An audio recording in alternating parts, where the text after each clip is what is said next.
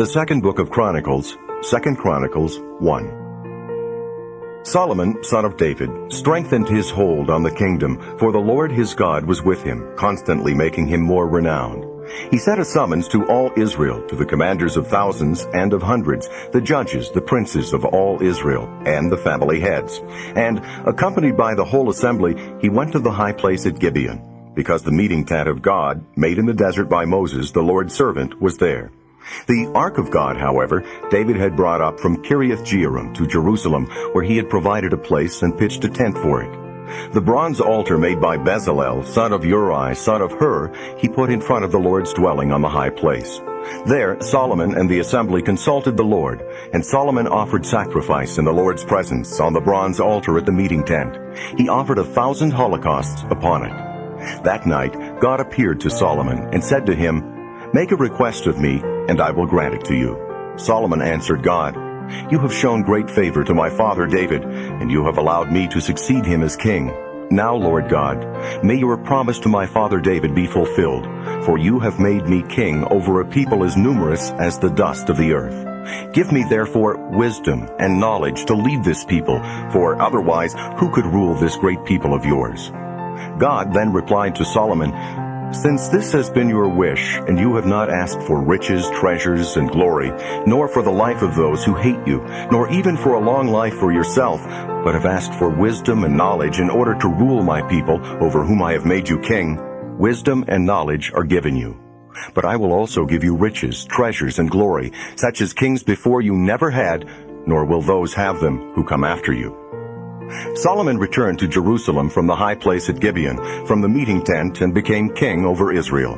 He gathered together chariots and drivers, so that he had 1,400 chariots and 12,000 drivers he could station at the chariot cities and with the king in Jerusalem.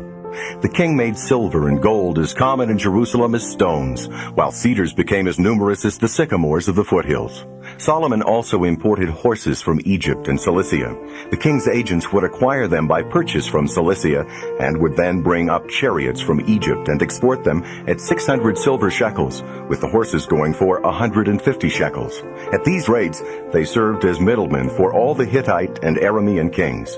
Solomon gave orders for the building of a house to honor the Lord, and also of a house for his own royal estate.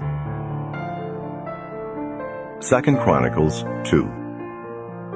He conscripted 70,000 men to carry stone, and 80,000 to cut the stone in the mountains, and over these he placed 3,600 overseers. Moreover, Solomon sent this message to Hiram, king of Tyre: "As you dealt with my father David, sending him cedars to build a house for his dwelling, so deal with me. I intend to build a house for the honor of the Lord my God, and to consecrate it to him, for the burning of fragrant incense in his presence, for the perpetual display of the showbread, for holocausts morning and evening, and for the Sabbaths, new moons, and festivals of the Lord our God. Such is Israel's perpetual obligation. And the house I intend to build must be large, for our God is greater than all other gods. Yet who is really able to build him a house, since the heavens and even the highest heavens cannot contain him? And who am I that I should build him a house, unless it be to offer incense in his presence?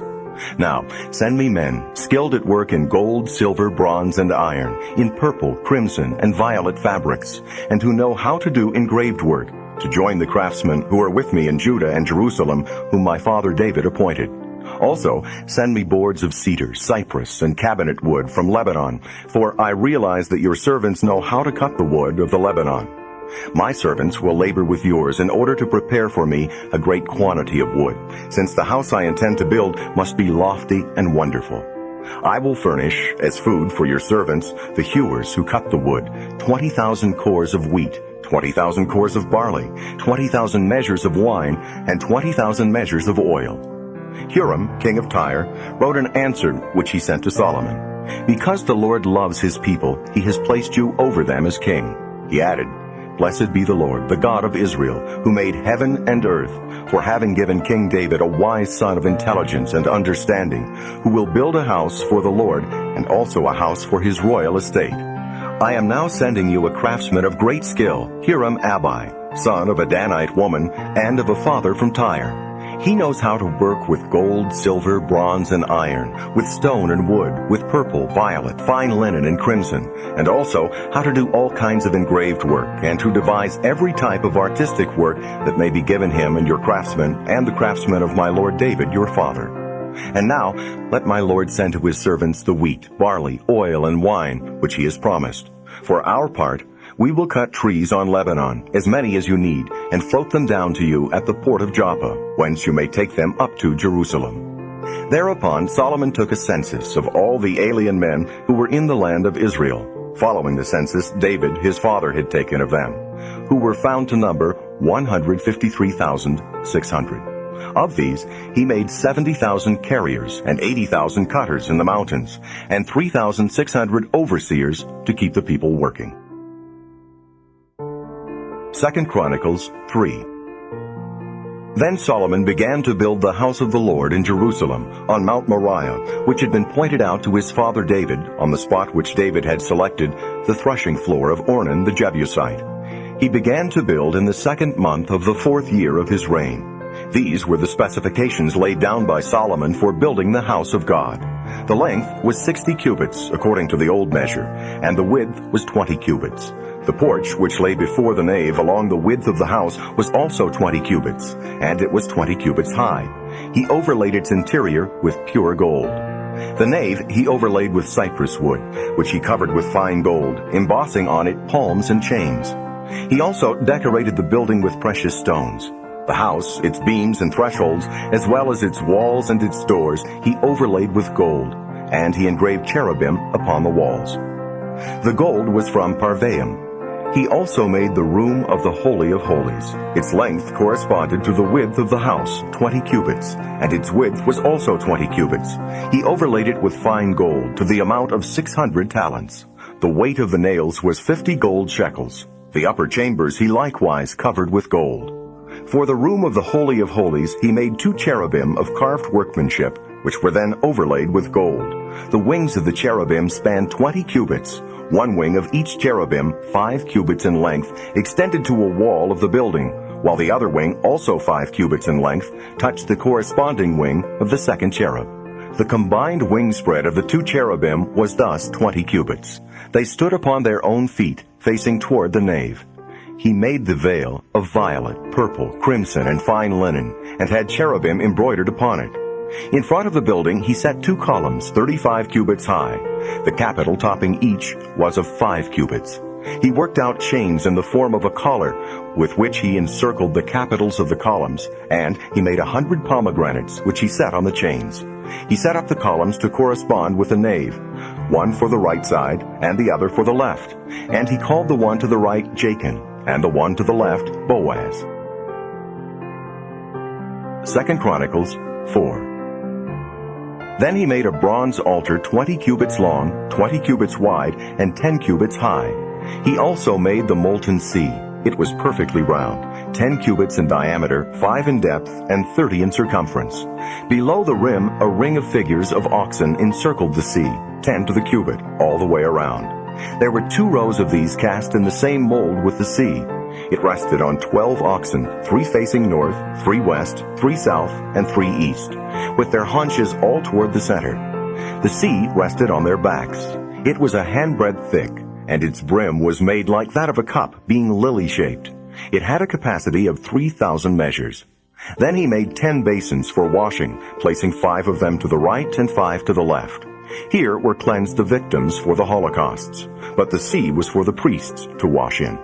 He made the lampstands of gold, 10 of them, as was prescribed, and placed them in the nave, 5 to the right and 5 to the left. He made 10 tables, and had them set in the nave, 5 to the right and 5 to the left. And he made 100 golden bowls. He made the court of the priests, and the great courtyard, and the gates of the courtyard. The gates he overlaid with bronze. The sea was placed off to the southeast, from the right side of the temple. Hiram also made the pots, the shovels, and the bowls. Hiram thus completed the work he had to do for King Solomon in the house of God. 2 columns, 2 nodes for the capitals topping these 2 columns, and 2 networks covering the nodes of the capitals topping the columns. Also, 400 pomegranates for the 2 networks, with 2 rows of pomegranates to each network to cover the 2 nodes of the capitals topping the columns. He made the stands and the basins on the stands, 1 sea, and the 12 oxen under it. Likewise the pots, the shovels, and the forks. Hiram-Abi made all these articles for King Solomon from polished bronze for the house of the Lord. The king had them cast in the Jordan region, in the clayey ground between Succoth and Zeradah. Solomon made all these vessels, so many in number that the weight of the bronze was not ascertained. Solomon had all these articles made for the house of God: the golden altar, the tables on which the showbread lay, the lampstands and their lamps of pure gold, which were to burn according to prescription before the sanctuary, flowers, lamps, and gold tongs. This was the purest gold, snuffers, bowls, cups, and fire pans of pure gold. As for the entry to the house, its inner doors to the Holy of Holies, as well as the doors to the nave, were of gold. 2 Chronicles 5. When all the work undertaken by Solomon for the temple of the Lord had been completed, he brought in the dedicated offerings of his father David, putting the silver, the gold, and all the other articles in the treasuries of the house of God. At Solomon's order, the elders of Israel and all the leaders of the tribes, the princes of the Israelite ancestral houses, came to Jerusalem to bring up the ark of the Lord's covenant from the city of David, which is Zion. All the men of Israel assembled before the king during the festival of the 7th month. When all the elders of Israel had arrived, the Levites took up the ark, and they carried the ark and the meeting tent with all the sacred vessels that were in the tent. It was the Levitical priests who carried them. King Solomon and the entire community of Israel gathered about him before the ark were sacrificing sheep and oxen so numerous that they could not be counted or numbered. The priests brought the ark of the covenant of the Lord to its place beneath the wings of the cherubim in the sanctuary, the Holy of Holies of the temple.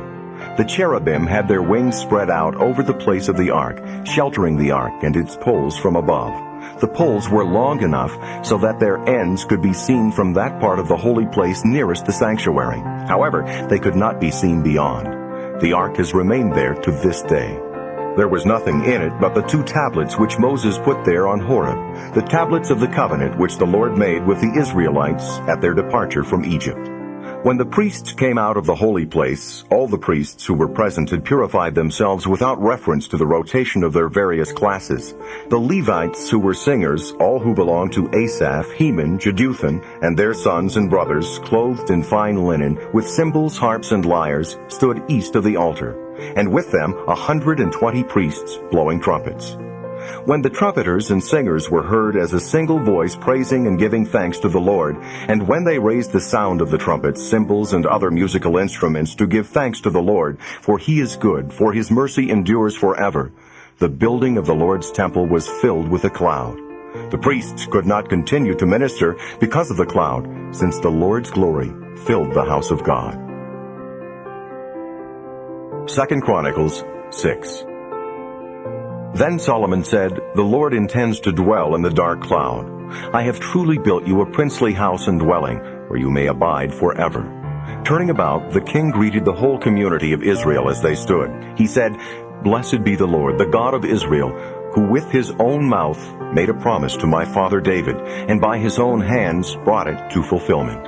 He said, 'Since the day I brought my people out of the land of Egypt, I have not chosen any city from among all the tribes of Israel for the building of a temple to my honor, nor have I chosen any man to be commander of my people Israel. But now I choose Jerusalem, where I shall be honored, and I choose David to rule my people Israel.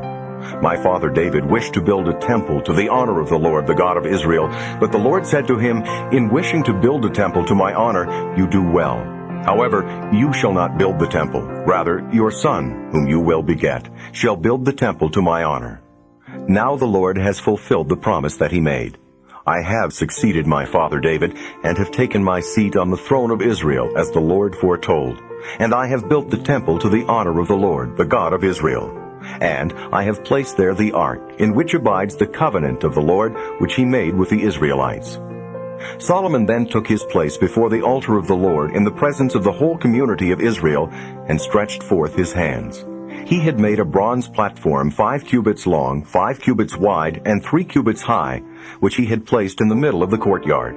Having ascended it, Solomon knelt in the presence of the whole of Israel, and stretched forth his hands toward heaven. Thus he prayed, Lord, God of Israel, there is no God like you in heaven or on earth. You keep your covenant and show kindness to your servants who are wholeheartedly faithful to you. You have kept the promise you made to my father David, your servant. With your own mouth you spoke it, and by your own hand you have brought it to fulfillment this day.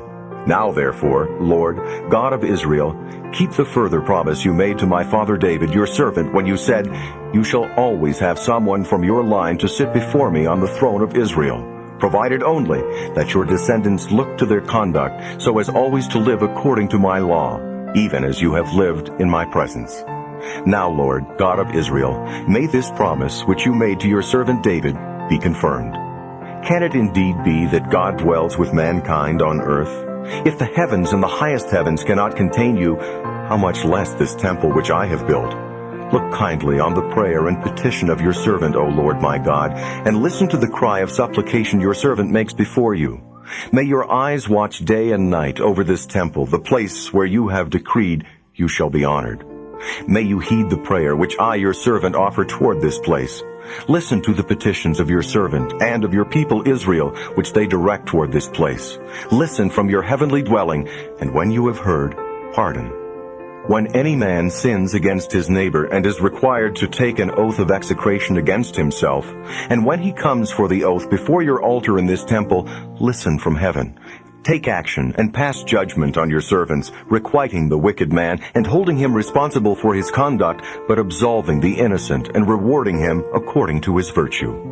When your people Israel have sinned against you and are defeated by the enemy, but afterward they return and praise your name, and they pray to you and entreat you in this temple, listen from heaven and forgive the sin of your people Israel, and bring them back to the land which you gave them and their fathers.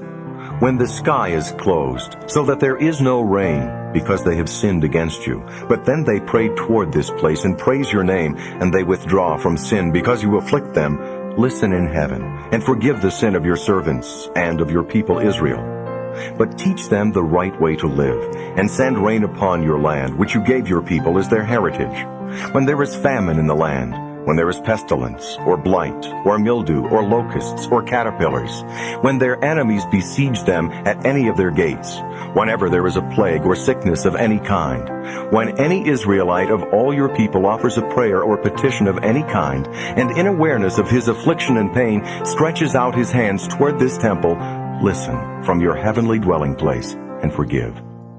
Knowing his heart, render to everyone according to his conduct, for you alone know the hearts of men. So may they fear you, and walk in your ways as long as they live on the land you gave our fathers. For the foreigner too, who is not of your people Israel, when he comes from a distant land to honor your great name, your mighty power, and your outstretched arm, when they come in prayer to this temple, listen from your heavenly dwelling place, and do whatever the foreigner entreats you, that all the peoples of the earth may know your name, fearing you as do your people Israel, and knowing that this house which I have built is dedicated to your honor. When your people go forth to war against their enemies, wherever you send them, and pray to you in the direction of this city and of the house I have built to your honor, listen from heaven to their prayer and petition, and defend their cause.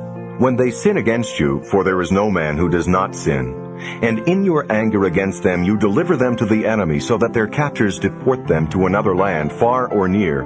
When they repent in the land where they are captive, and are converted, when they entreat you in the land of their captivity, and say, We have sinned and done wrong, we have been wicked, and with their whole heart and with their whole soul they turn back to you in the land of those who hold them captive, when they pray in the direction of their land which you gave their fathers, and of the city you have chosen, and of the house which I have built to your honor, listen from your heavenly dwelling place, hear their prayer and petitions, and uphold their cause. Forgive your people who have sinned against you. My God, may your eyes be open and your ears attentive to the prayer of this place. And now, advance, Lord God, to your resting place, you and the ark of your majesty. May your priests, Lord God, be clothed with salvation. May your faithful ones rejoice in good things. Lord God, reject not the plea of your anointed. Remember the devotion of David, your servant. 2 Chronicles 7. When Solomon had ended his prayer, Fire came down from heaven and consumed the holocaust and the sacrifices, and the glory of the Lord filled the house. But the priests could not enter the house of the Lord, for the glory of the Lord had filled the house of the Lord. All the Israelites looked on, while the fire came down, and the glory of the Lord was upon the house. And they fell down upon the pavement, with their faces to the earth, and adored, praising the Lord. For he is good, for his mercy endures forever. The king and all the people were offering sacrifices before the Lord.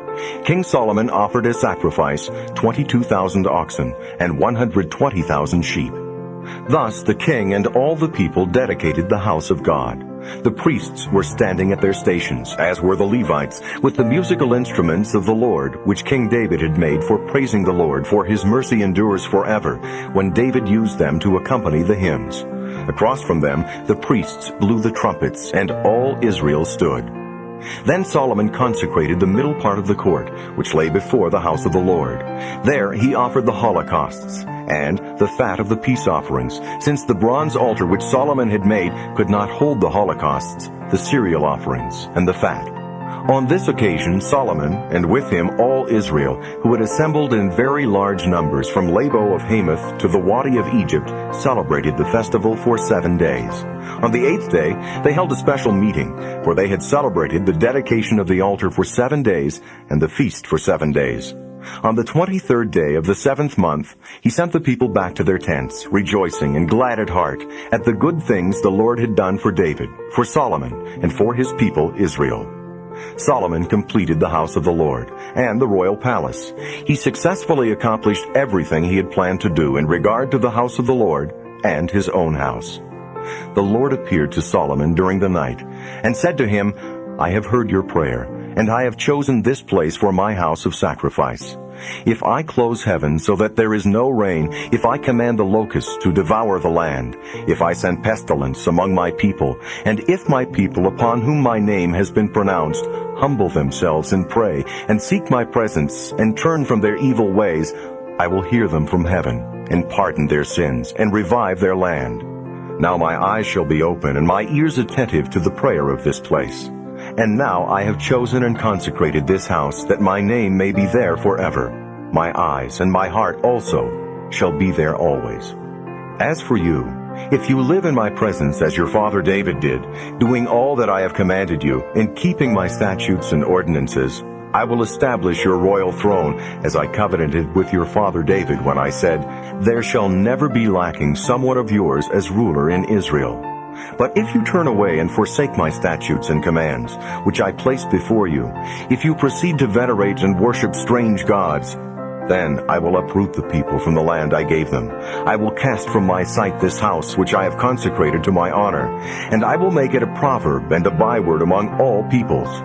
This temple which is so exalted, everyone passing by it will be amazed and ask, Why has the Lord done this to this land and to this house? And men will answer, They forsook the Lord, the God of their fathers, who brought them out of the land of Egypt, and they adopted strange gods and worshipped them and served them. That is why he has brought down upon them all this evil. 2 Chronicles 8.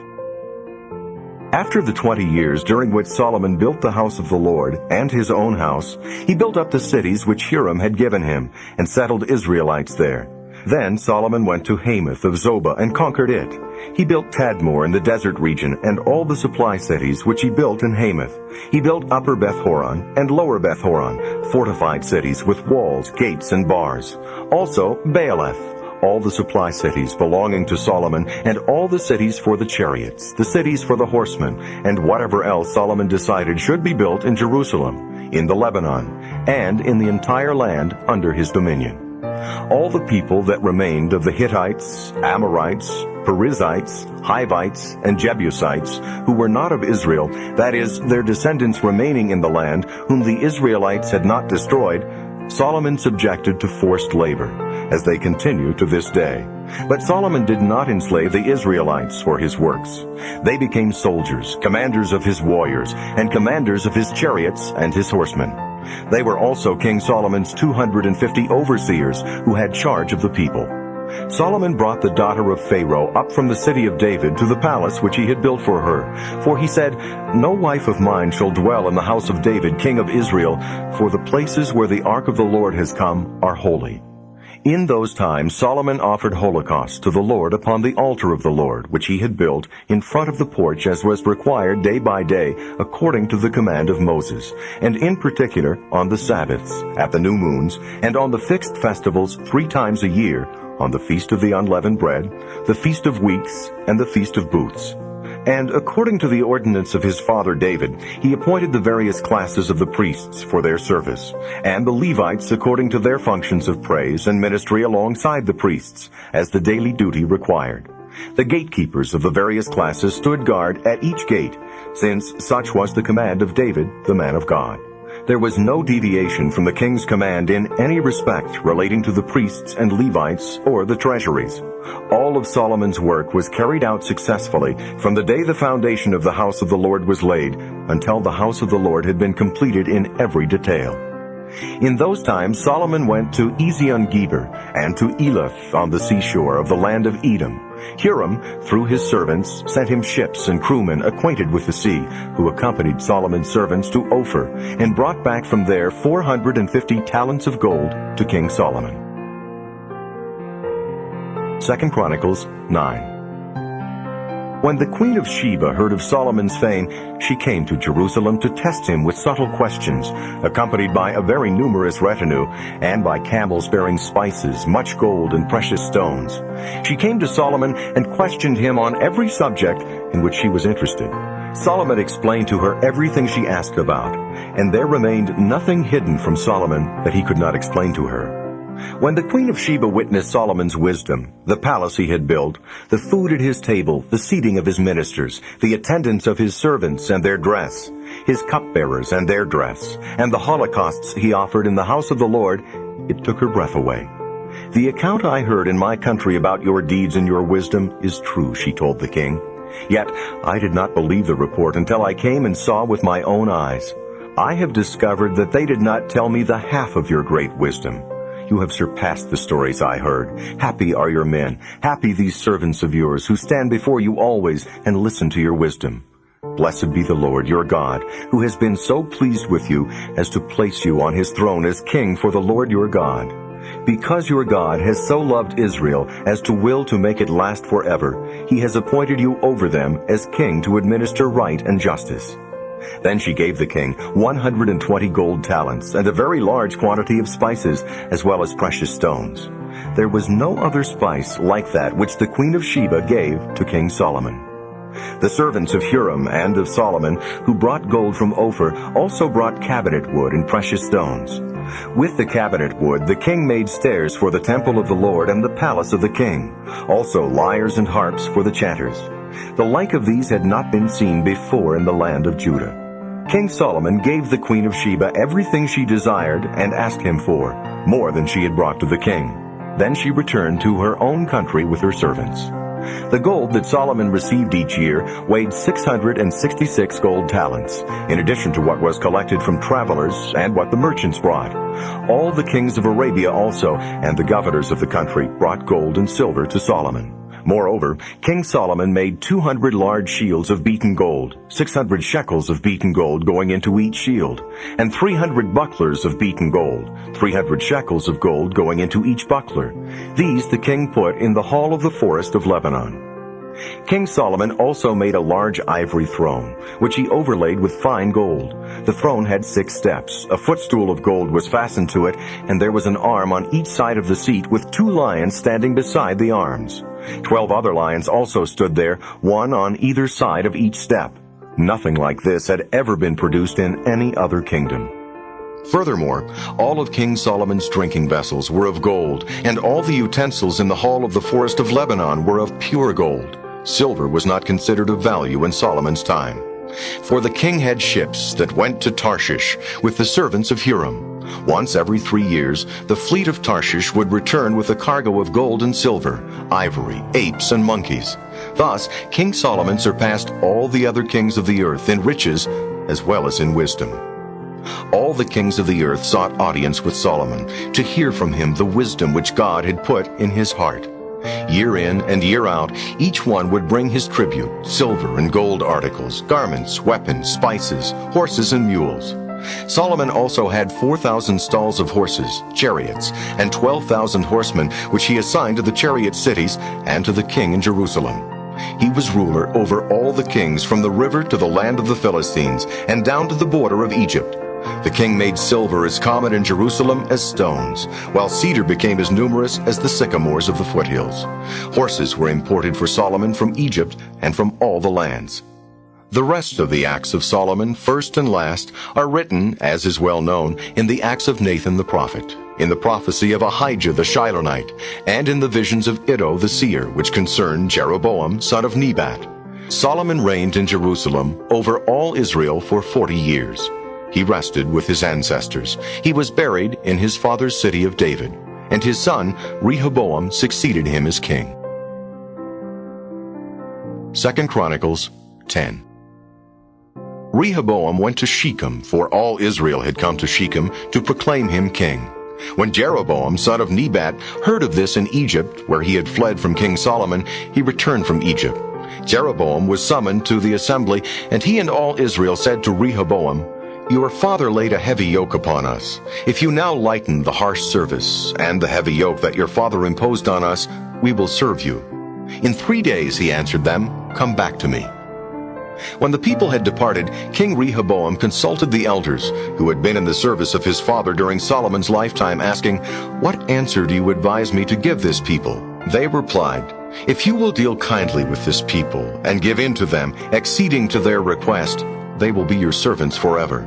But he ignored the advice the elders had given him and consulted the young men who had grown up with him and were in his service. He said to them, "What answer do you advise me to give this people, who have asked me to lighten the yoke my father imposed on them?"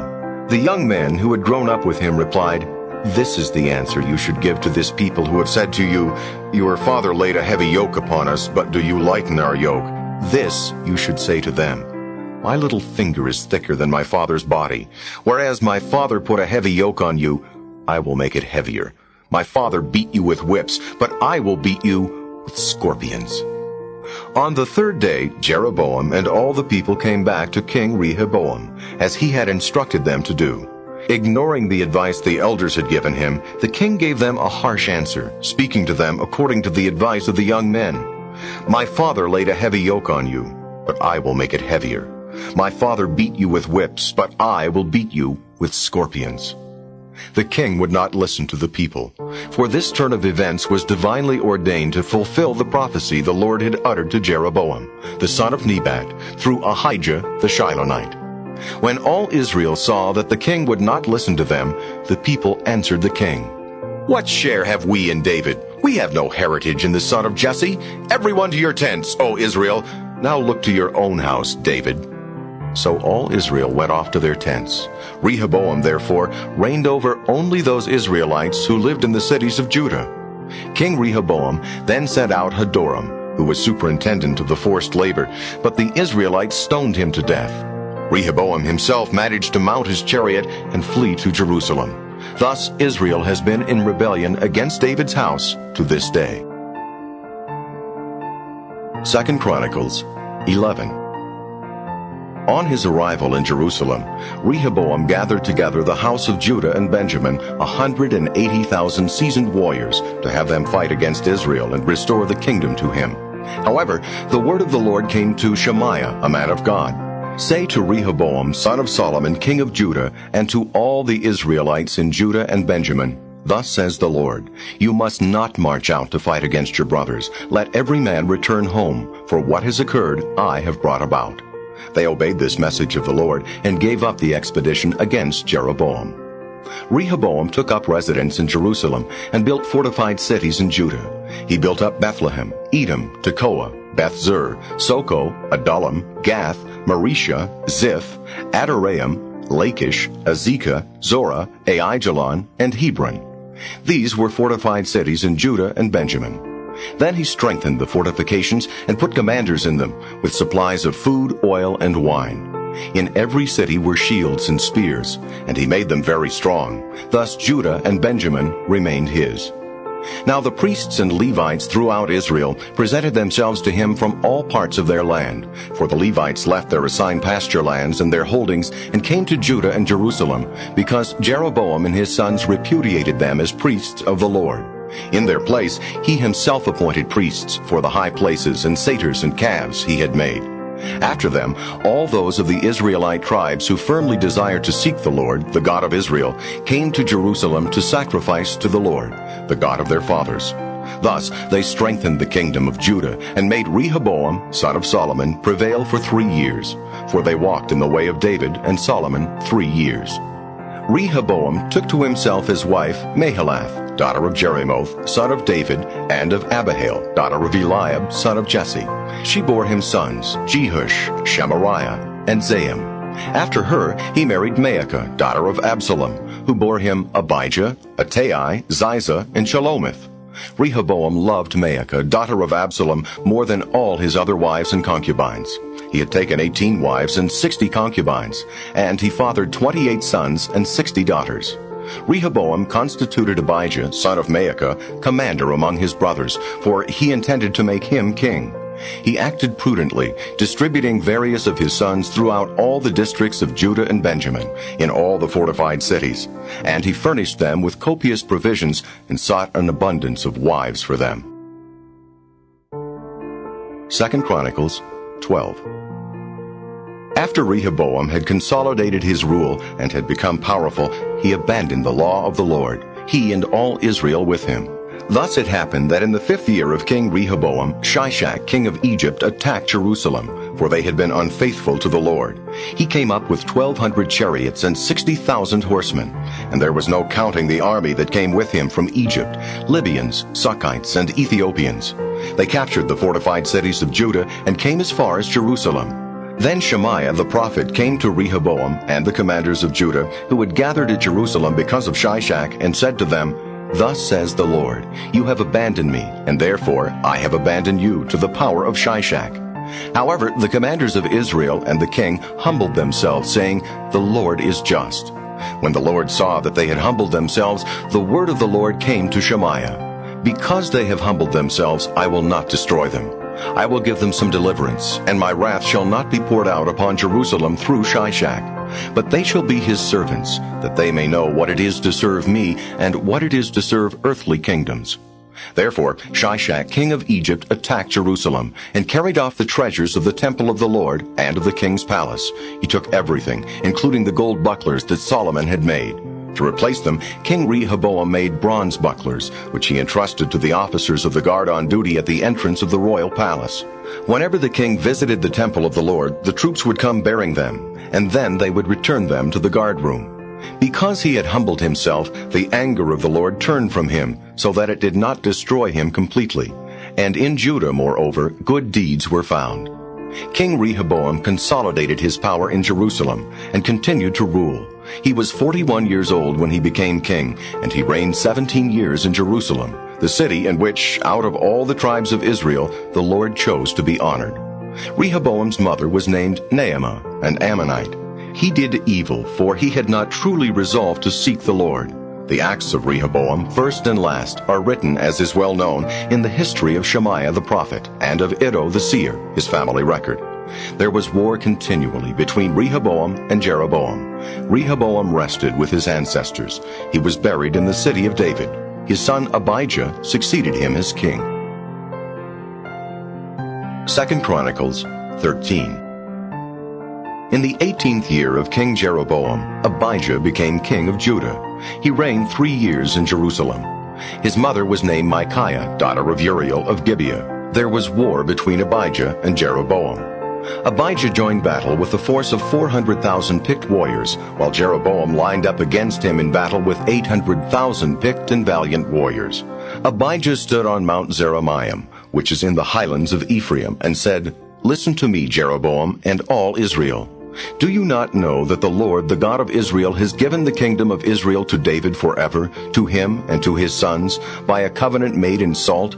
Yet Jeroboam, son of Nebat, the servant of Solomon, son of David, has stood up and rebelled against his Lord. Worthless men, scoundrels, joined him and overcame Rehoboam, son of Solomon, when Rehoboam was young and unthinking and no match for them. But now, do you think you are a match for the kingdom of the Lord commanded by the sons of David, simply because you are a huge multitude and have with you the golden calves which Jeroboam made you for gods? Have you not expelled the priests of the Lord, the sons of Aaron, and the Levites, and made for yourselves priests like the peoples of foreign lands? Everyone who comes to consecrate himself with a young bull and 7 rams becomes a priest of no gods. But as for us, the Lord is our God, and we have not forsaken him. The priests ministering to the Lord are sons of Aaron, and the Levites also have their offices. They burn holocausts to the Lord, and fragrant incense morning after morning and evening after evening. They display the showbread on the pure table, and the lamps of the golden lampstand burn evening after evening. For we observe our duties to the Lord our God, but you have abandoned him. See, God is with us at our head, and his priests are here with trumpets to sound the attack against you. Do not battle against the Lord, the God of your fathers, O Israelites, for you will not succeed. But Jeroboam had an ambush go around them to come at them from the rear, so that while his army faced Judah, his ambush lay behind them. When Judah turned and saw that they had to battle on both fronts, they cried out to the Lord, and the priests sounded the trumpets. Then the men of Judah shouted, and when they did so, God defeated Jeroboam and all Israel before Abijah and Judah. The Israelites fled before Judah, and God delivered them into their hands. Abijah and his people inflicted a severe defeat upon them. 500,000 picked men of Israel fell slain. The Israelites were subdued on that occasion, and the Judahites were victorious because they relied on the Lord, the God of their fathers. Abijah pursued Jeroboam and took cities from him: Bethel and its dependencies, Jeshanah and its dependencies, and Ephron and its dependencies. Jeroboam did not regain power during the time of Abijah. The Lord struck him down, and he died while Abijah continued to grow stronger. He took to himself 14 wives and fathered 22 sons and 16 daughters. The rest of Abijah's acts, his deeds, and his words are written in the Midrash of the prophet Iddo. Abijah rested with his ancestors. They buried him in the city of David. His son Asa succeeded him as king. During his time, 10 years of peace began in the land. 2 Chronicles 14. Asa did what was good and pleasing to the Lord his God, removing the heathen altars and the high places, breaking to pieces the sacred pillars, and cutting down the sacred poles. He commanded Judah to seek the Lord, the God of their fathers, and to observe the law and its commands. He removed the high places and incense stands from all the cities of Judah, and under him the kingdom had peace. He built fortified cities in Judah, for the land had peace, and no war was waged against him during these years, because the Lord had given him peace. He said to Judah, "Let us build these cities and surround them with walls, towers, gates, and bars. The land is still ours, for we have sought the Lord our God. We sought him, and he has given us rest on every side." So they built and prospered. Asa had an army of 300,000 shield and lance bearers from Judah and 280,000 from Benjamin, who carried bucklers and were archers, all of them valiant warriors. Zerah, the Ethiopian, moved against them with a force of 1,000,000 men and 300 chariots, and he came as far as Maresha. Asa went out to meet him and set himself in battle array in the valley of Zephathah near Maresha. Asa called upon the Lord his God, praying, "O Lord, there is none like you to help the powerless against the strong. Help us, O Lord our God, for we rely on you, and in your name we have come against this multitude. You are the Lord our God. Let no man prevail against you." And so the Lord defeated the Ethiopians before Asa and Judah, and they fled. Asa and those with him pursued them as far as Gerar, and the Ethiopians fell until there were no survivors, for they were crushed before the Lord and his army, which carried away enormous spoils.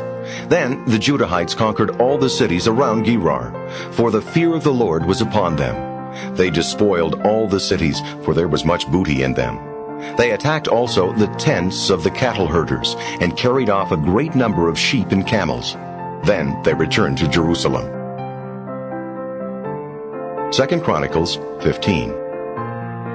Upon Azariah, son of Oded, came the Spirit of God. He went forth to meet Asa, and said to him, "Hear me, Asa, and all Judah and Benjamin. The Lord is with you when you are with him, and if you seek him, he will be present to you. But if you abandon him, he will abandon you. For a long time Israel had no true God, no priest-teacher, and no law. But when, in their distress, they turned to the Lord, the God of Israel, and sought him, he was present to them. In that former time there was no peace for anyone to go or come, but there were many terrors upon the inhabitants of the lands. Nation crushed nation, and city crushed city, for God destroyed them by every kind of adversity.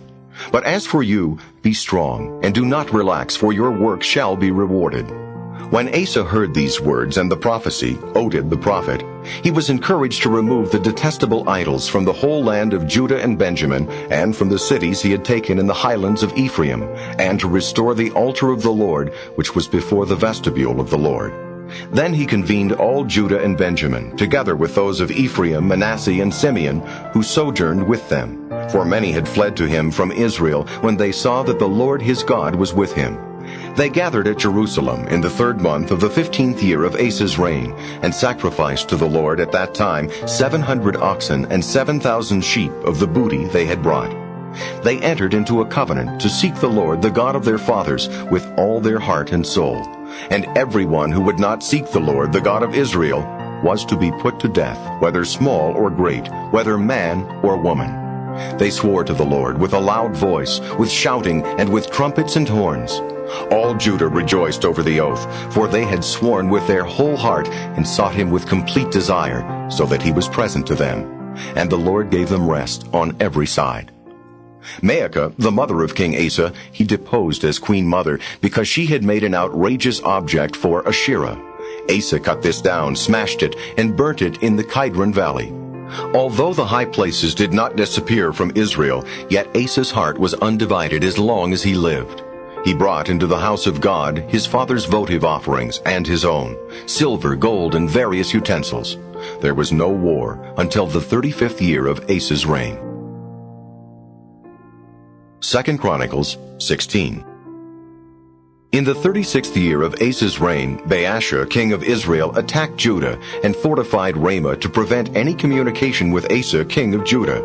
Asa then brought out silver and gold from the treasuries of the temple of the Lord and of the royal palace, and sent them to Ben-Hadad, king of Aram, who lived in Damascus, with this message: There is a treaty between you and me, as there was between your father and my father. See, I am sending you silver and gold. Go break your treaty with Baasha, king of Israel, that he may withdraw from me. Ben-Hadad agreed to King Asa's request and sent the leaders of his troops against the cities of Israel. They attacked Ijon, Dan, Abel-Maim, and all the store cities of Naphtali. When Baasha heard of it, he left off fortifying Ramah. He stopped his work. Then King Asa commandeered all of Judah to carry away the stone and wood with which Baasha had been fortifying Ramah, and with them he fortified Geba and Mizpah. At that time Hanani the seer came to Asa, king of Judah, and said to him, Because you relied on the king of Aram and did not rely on the Lord your God, the army of the king of Aram has escaped your hand. Were not the Ethiopians and Libyans a vast army with great numbers of chariots and drivers? And yet, because you relied on the Lord, he delivered them into your power. The eyes of the Lord roam over the whole earth to encourage those who were devoted to him wholeheartedly. You have acted foolishly in this matter, for from now on you will have wars. But Asa became angry with the seer and imprisoned him in the stocks, so greatly was he enraged at him over this. Asa also oppressed some of his people at this time. Now the acts of Asa, first and last, can be found recorded in the book of the kings of Judah and Israel. In the 39th year of his reign, Asa contracted a serious disease in his feet. But even in his sickness he did not seek the Lord, but only the physicians. Asa rested with his ancestors. He died in the 41st year of his reign.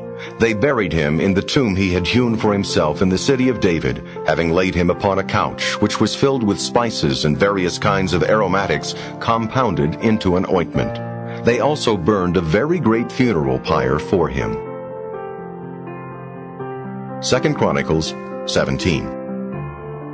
His son Jehoshaphat succeeded him as king and strengthened his hold against Israel. He placed armed forces in all the fortified cities of Judah and put garrisons in the land of Judah and in the cities of Ephraim, which his father Asa had taken. The Lord was with Jehoshaphat, for he walked in the ways his father had pursued in the beginning, and he did not consult the Baals. Rather, he sought the God of his father and observed his commands, and not the practices of Israel. As a result, the Lord made his kingdom secure, and all Judah gave Jehoshaphat gifts, so that he enjoyed great wealth and glory. Thus he was encouraged to follow the Lord's ways, and again he removed the high places and the sacred poles from Judah. In the 3rd year of his reign, he sent his leading men, Ben-Hail, Obadiah, Zechariah, Nethanel, and Micaiah, to teach in the cities of Judah. With them he sent the Levites, Shemaiah, Nethaniah, Zebediah, Asahel, Shemiramoth, Jehonathan, Adonijah, and Tobijah, together with the priests Elishama and Jehoram. They taught in Judah, having with them the book containing the law of the Lord. They traveled through all the cities of Judah and taught among the people. Now the fear of the Lord was upon all the kingdoms of the country surrounding Judah, so that they did not war against Jehoshaphat. Some of the Philistines brought Jehoshaphat gifts and a tribute of silver, and the Arabs also brought him a flock of 7,700 rams and 7,700 he-goats. Jehoshaphat grew steadily greater. He built strongholds and store cities in Judah. He carried out many works in the cities of Judah, and he had soldiers, valiant warriors, in Jerusalem. This was their mustering according to their ancestral houses. Of Judah, the commanders of thousands, Adnah the commander, and with him 300,000 valiant warriors. Next to him, Jehohanan the commander, and with him 280,000. Next to him, Amasiah, son of Zichri, who offered himself to the Lord, and with him 200,000 valiant warriors. From Benjamin, Eliada, a valiant warrior, and with him 200,000 armed with bow and buckler. Next to him, Jozabad, and with him 180,000 equipped for war. These were at the service of the king. In addition were those whom the king had placed in the fortified cities throughout all Judah. 2 Chronicles 18. Jehoshaphat therefore had wealth and glory in abundance, but he became related to Ahab by marriage. After some years he went down to Ahab at Samaria. Ahab offered numerous sheep and oxen for him and the people with him, and persuaded him to go up against Ramoth-Gilead. Ahab, king of Israel, asked Jehoshaphat, king of Judah, "Will you come with me to Ramoth-Gilead?" "You and I are as one," was his answer. "Your people and my people as well. We will be with you in the battle." But Jehoshaphat also said to the king of Israel, "Seek the word of the Lord at once." The king of Israel gathered his prophets, 400 in number, and asked them, "Shall we go to attack Ramoth-Gilead, or shall I refrain?" "Go up," they answered. "God will deliver it over to the king." But Jehoshaphat said, "Is there no other prophet of the Lord here whom we may consult?" The king of Israel answered Jehoshaphat, "There is still another through whom we may consult the Lord, but I hate him, for he prophesies not good, but always evil about me. That is Micaiah, son of Imlah." Jehoshaphat said, "Let not your majesty speak of evil against you." So the king of Israel called an official, to whom he said, "Get Micaiah, son of Imlah, at once." The king of Israel and King Jehoshaphat of Judah were seated each on his throne, clothed in their robes of state, on a threshing floor at the entrance of the gate of Samaria, and all the prophets were prophesying before them.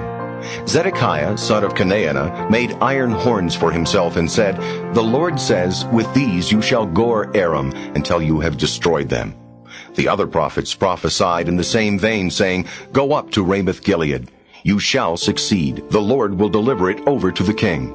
The messenger who had gone to call Micaiah said to him, "Look now, the prophets unanimously predict good for the king. Let your word, like each of theirs, predict good." "As the Lord lives," Micaiah answered, "I will say what my God tells me." When he came to the king said to him, "Micaiah, shall we go to fight against Ramoth-Gilead, or shall I refrain?" "Go up," he answered, "and succeed.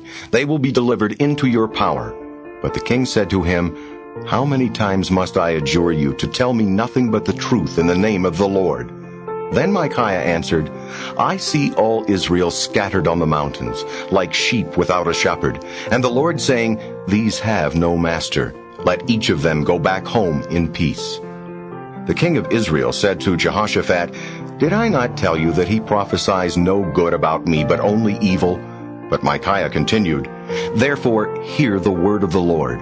I saw the Lord seated on his throne, with the whole host of heaven standing by to his right and to his left. The Lord asked, Who will deceive Ahab, king of Israel, so that he will go up and fall at Ramoth-Gilead? And one said this, another that, until a spirit came forward and presented himself to the Lord, saying, I will deceive him. The Lord asked, How? He answered, I will go forth and become a lying spirit in the mouths of all his prophets. The Lord agreed, You shall succeed in deceiving him. Go forth and do this. So now the Lord has put a lying spirit in the mouths of these your prophets, but the Lord himself has decreed evil against you. Thereupon Zedekiah, son of Chenaanah, came up and slapped Micaiah on the cheek, saying, Which way did the Spirit of the Lord go when he left me to speak to you? You shall find out, Micaiah replied, on that day when you enter an innermost chamber to hide. The king of Israel then said, Seize Micaiah and take him back to Ammon, prefect of the city, and to Joash the king's son, and say, This is the king's order. Put this man in prison and feed him scanty rations of bread and water until I return in safety. But Micaiah said, If ever you return in safety, the Lord has not spoken through me. And he said, Hear, O peoples, all of you. The king of Israel and King Jehoshaphat of Judah went up to Ramoth-Gilead, and the king of Israel said to Jehoshaphat, I will go into battle disguised, but you put on your own clothes. So the king of Israel disguised himself, and they entered the fray. Meanwhile, the king of Aram had given his chariot commanders the order, Fight with no one, small or great, except the king of Israel. When the commanders saw Jehoshaphat, they exclaimed, That must be the king of Israel, and shifted to fight him. But Jehoshaphat cried out, and the Lord helped him. God induced them to leave him. The chariot commanders became aware that he was not the king of Israel, and gave up their pursuit of him. Someone, however, drew his bow at random and hit the king of Israel between the joints of his breastplate. He ordered his charioteer, Rein about and take me out of the ranks, for I am disabled. The battle grew fierce during the day, and the king of Israel braced himself up on his chariot facing the Arameans until evening. He died as the sun was setting. 2 Chronicles 19. King Jehoshaphat of Judah returned in safety to his house in Jerusalem. Jehu, the seer, son of Hanani, met King Jehoshaphat and said to him, Should you help the wicked and love those who hate the Lord? For this reason wrath is upon you from the Lord. Yet some good things are to be found in you, since you have removed the sacred poles from the land, and have been determined to seek God. Jehoshaphat dwelt in Jerusalem, but he went out again among the people from Beersheba to the highlands of Ephraim, and brought them back to the Lord, the God of their fathers. He appointed judges in the land, in all the fortified cities of Judah, city by city, and he said to them, Take care what you do, for you are judging not on behalf of man, but on behalf of the Lord. He judges with you. And now, let the fear of the Lord be upon you. Act carefully, for with the Lord our God there is no injustice, no partiality, no bribe-taking. In Jerusalem also, Jehoshaphat appointed some Levites and priests and some of the family heads of Israel to judge in the name of the Lord and to settle quarrels among the inhabitants of Jerusalem. He gave them this command, You shall act faithfully and wholeheartedly in the fear of the Lord. And in every dispute that your brethren living in their cities bring to you, whether it concerns blood guilt or questions of law, command, statutes, or judgments, warn them, lest they become guilty before the Lord and his wrath come upon you and your brethren. Do that, and you shall be guiltless. See now, Amariah is high priest over you in everything that pertains to the Lord, and Zebediah, son of Ishmael, is leader of the house of Judah in all that pertains to the king. And the Levites will be your officials. Act firmly, and the Lord will be with the good. 2 Chronicles 20. After this, the Moabites, the Ammonites, and with them some Meunites came to fight against Jehoshaphat. The message was brought to Jehoshaphat, A great multitude is coming against you from across the sea, from Edom. They are already in Hazazon Tamar, which is En-Gedi. Jehoshaphat was frightened, and he hastened to consult the Lord.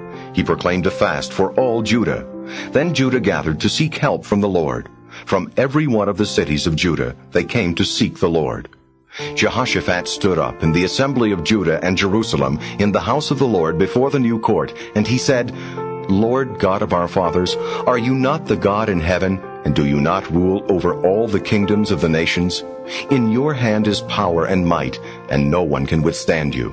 Was it not you, our God, who drove out the inhabitants of this land before your people Israel, and gave it forever to the descendants of Abraham your friend?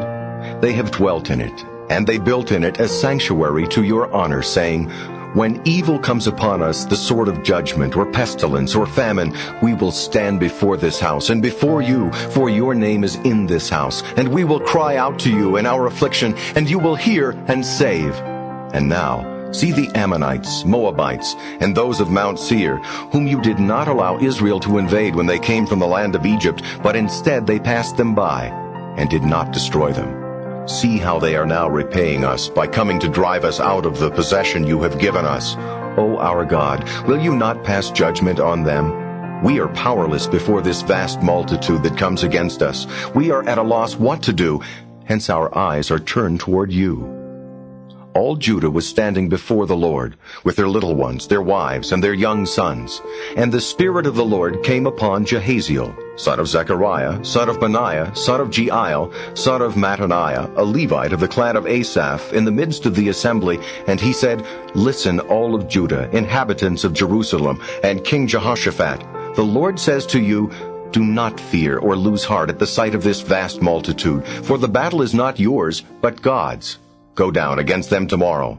You will see them coming up by the ascent of Ziz, and you will come upon them at the end of the wadi which opens on the wilderness of Jeruel. You will not have to fight in this encounter.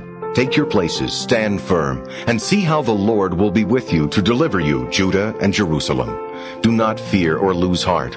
Tomorrow, go out and meet them, and the Lord will be with you. Then Jehoshaphat knelt down with his face to the ground, and all Judah and the inhabitants of Jerusalem fell down before the Lord in worship. Levites from among the Kohathites and the Korahites rose to sing the praises of the Lord, the God of Israel, in a resounding chorus. In the early morning they hastened out to the wilderness of Tekoa. As they were going out, Jehoshaphat halted and said, Listen to me, Judah and inhabitants of Jerusalem. Trust in the Lord your God, and you will be found firm. Trust in his prophets, and you will succeed. After consulting with the people, he appointed some to sing to the Lord, and some to praise the holy appearance as it went forth at the head of the army. They sang, Give thanks to the Lord, for his mercy endures forever. At the moment they began their jubilant hymn, the Lord laid an ambush against the Ammonites, Moabites, and those of Mount Seir who were coming against Judah, so that they were vanquished. For the Ammonites and Moabites set upon the inhabitants of Mount Seir and completely exterminated them, and when they had finished with the inhabitants of Seir, they began to destroy each other. When Judah came to the watchtower of the desert and looked toward the throng, they saw only corpses fallen on the ground, with no survivors. Jehoshaphat and his people came to take plunder, and they found an abundance of cattle and personal property, garments and precious vessels. They took so much that they were unable to carry it all. They were 3 days taking the spoil, so great was it. On the 4th day they held an assembly in the valley of Berachah, for there they blessed the Lord. Therefore that place has ever since been called the Valley of Berachah. Then all the men of Judah and Jerusalem, with Jehoshaphat at their head, turned back toward Jerusalem, celebrating the joyful victory the Lord had given them over their enemies. They came to Jerusalem, to the house of the Lord, with harps, lyres, and trumpets. And the fear of God came upon all the kingdoms of the surrounding lands when they heard how the Lord had fought against the enemies of Israel. Thereafter, Jehoshaphat's kingdom enjoyed peace, for his God gave him rest on every side. Thus, Jehoshaphat reigned over Judah. He was 35 years old when he became king, and he reigned 25 years in Jerusalem. His mother was named Azubah, daughter of Shilhi. He followed the path of his father Asa unswervingly, doing what was right in the Lord's sight. But the high places were not removed, nor as yet had the people fixed their hearts on the God of their fathers. The rest of the acts of Jehoshaphat, first and last, can be found written in the Chronicles of Jehu, son of Hanani, which is inserted in the book of the kings of Israel. After this, King Jehoshaphat of Judah allied himself with King Ahaziah of Israel, who did evil. He joined with him in building ships to sail to Tarshish. The fleet was built in Ezion-Geber. But Eliezer, son of Dodabahu from Berechiah, prophesied against Jehoshaphat, saying, Because you have joined with Ahaziah, the Lord will shatter your work. And the ships were wrecked, and were unable to sail to Tarshish. 2 Chronicles 21. Jehoshaphat rested with his ancestors. He was buried with them in the city of David. Jehoram, his son, succeeded him as king. His brothers, sons of Jehoshaphat, were Azariah, Jehiel, Zechariah, Azariah, Michael, and Shephatiah. All these were sons of King Jehoshaphat of Judah. Their father gave them numerous gifts of silver, gold, and precious objects, together with fortified cities in Judah. But the kingship he gave to Jehoram, because he was the firstborn. When Jehoram had come into his father's kingdom and had consolidated his power, he put to the sword all his brothers and also some of the princes of Israel. Jehoram was 32 years old when he became king, and he reigned 8 years in Jerusalem. He conducted himself like the kings of Israel of the line of Ahab, because one of Ahab's daughters was his wife. He did evil in the sight of the Lord. But the Lord would not destroy the house of David, because of the covenant he had made with David, and because of his promise to give him and his sons a lamp for all time. During his time, Edom revolted against the sovereignty of Judah. They chose a king of their own. Thereupon Jehoram crossed over with his officers and all the chariots he had. He arose by night and broke through the Edomites when they had surrounded him and the commanders of his chariots. However, Edom has continued in revolt against the sovereignty of Judah down to the present time. Libnah also revolted at that time against Jehoram's sovereignty because he had forsaken the Lord, the God of his fathers. He also set up high places in the mountains of Judah. He led the inhabitants of Jerusalem into idolatry and seduced Judah. He received a letter from the prophet Elijah with this message: Thus says the Lord, the God of your ancestor David, because you have not followed the path of your father Jehoshaphat, nor of Asa king of Judah, but instead have walked in the way of the kings of Israel, and have led Judah and the inhabitants of Jerusalem into idolatry, as did the house of Ahab, and also because you have murdered your brothers of your father's house, who were better than you, the Lord will strike your people, your children, your wives, and all that is yours with a great plague. And you shall have severe pains from a disease in your bowels, while your bowels issue forth because of the disease day after day. Then the Lord stirred up against Jehoram the animosity of the Philistines and of the Arabs who bordered on the Ethiopians. They came up against Judah, invaded it, and carried away all the wealth found in the king's palace, along with his sons and his wives. There was left to him only one son, Jehoahaz, his youngest. After these events, the Lord afflicted him with an incurable disease of the bowels. As time went on, until a period of 2 years had elapsed, his bowels issued forth because of the disease, and he died in great pain. His people did not make a pyre for him, like that of his fathers. He was 32 years old when he became king, and he reigned 8 years in Jerusalem. He departed unloved, and was buried in the city of David, but not in the tombs of the kings. 2 Chronicles 22. Then the inhabitants of Jerusalem made Ahaziah, his youngest son, king in his stead, since all the older sons had been slain by the band that had come into the fort with the Arabs. Thus Ahaziah, son of Jehoram, reigned as the king of Judah. He was 22 years old when he became king, and he reigned 1 year in Jerusalem. His mother was named Athaliah, daughter of Omri. He too followed the ways of the house of Ahab, because his mother counseled him to act sinfully. To his own destruction he did evil in the sight of the Lord, as did the house of Ahab, since they were his counselors after the death of his father. He was also following their counsel when he accompanied Jehoram, son of Ahab, king of Israel, to battle against Hazael, king of Aram, at Ramoth-Gilead.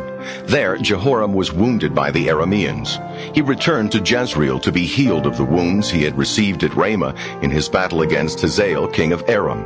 Because of this illness, Ahaziah, son of Jehoram, king of Judah, went down to visit Jehoram, son of Ahab, in Jezreel. Now it was willed by God for Ahaziah's downfall that he should join Jehoram, for after his arrival he rode out with Jehoram to Jehu, son of Nimshi, whom the Lord had anointed to cut down the house of Ahab. While Jehu was executing judgment on the house of Ahab, he also encountered the princes of Judah and the nephews of Ahaziah, who were his attendants, and he slew them. Then he looked for Ahaziah himself, They caught him where he was hiding in Samaria and brought him to Jehu, who put him to death. They buried him, for they said he was the grandson of Jehoshaphat, who sought the Lord with his whole heart. There remained in Ahaziah's house no one powerful enough to wield the kingship.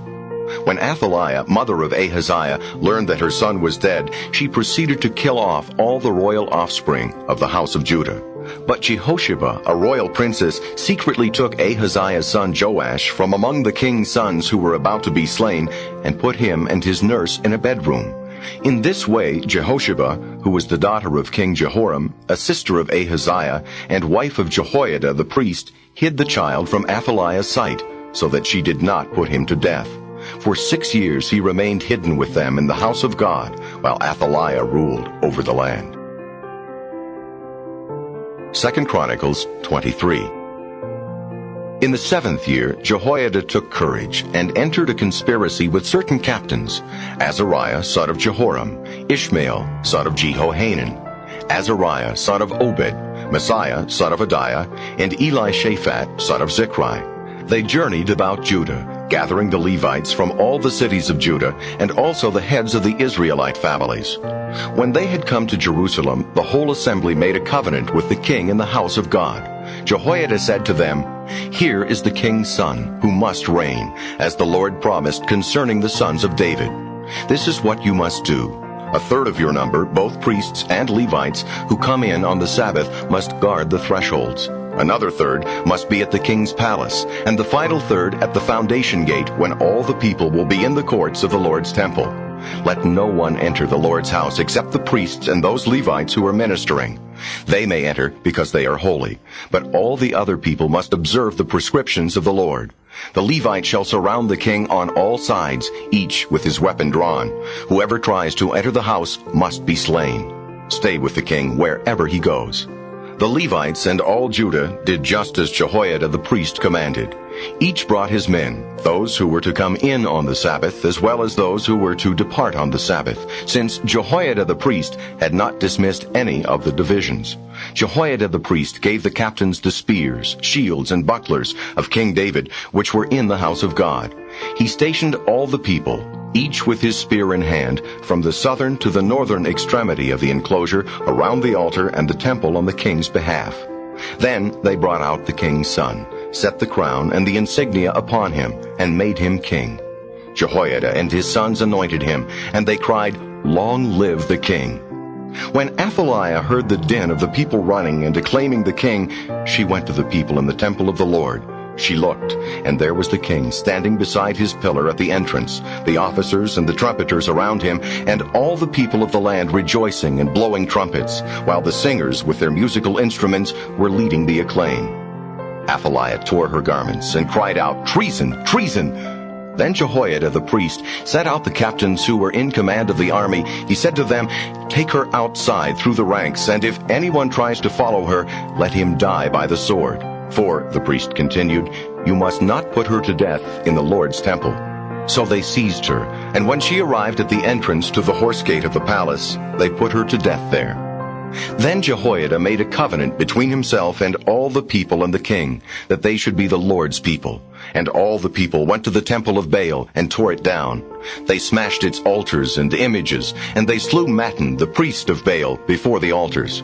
Then Jehoiada gave the charge of the Lord's temple into the hands of the Levitical priests, to whom David had assigned turns in the temple for offering the holocausts of the Lord, as is written in the law of Moses, with rejoicing and song, as David had provided. Moreover, he stationed guards at the gates of the Lord's temple, so that no one unclean in any respect might enter. Then he took the captains, the nobles, the rulers among the people, and all the people of the land, and led the king out of the Lord's house. When they had come within the upper gate of the king's house, they seated the king upon the royal throne. All the people of the land rejoiced, and the city was quiet, now that Athaliah had been put to death by the sword. 2 Chronicles 24. Joash was 7 years old when he became king, and he reigned 40 years in Jerusalem. His mother, named Zibiah, was from Beersheba. Joash did what was pleasing to the Lord as long as Jehoiada the priest lived. Jehoiada provided him with 2 wives, and he became the father of sons and daughters. After some time, Joash decided to restore the Lord's temple. He called together the priests and Levites and said to them, "Go out to all the cities of Judah and collect money from all Israel, that you may repair the house of your God over the years. You must hasten this affair." But the Levites did not hasten.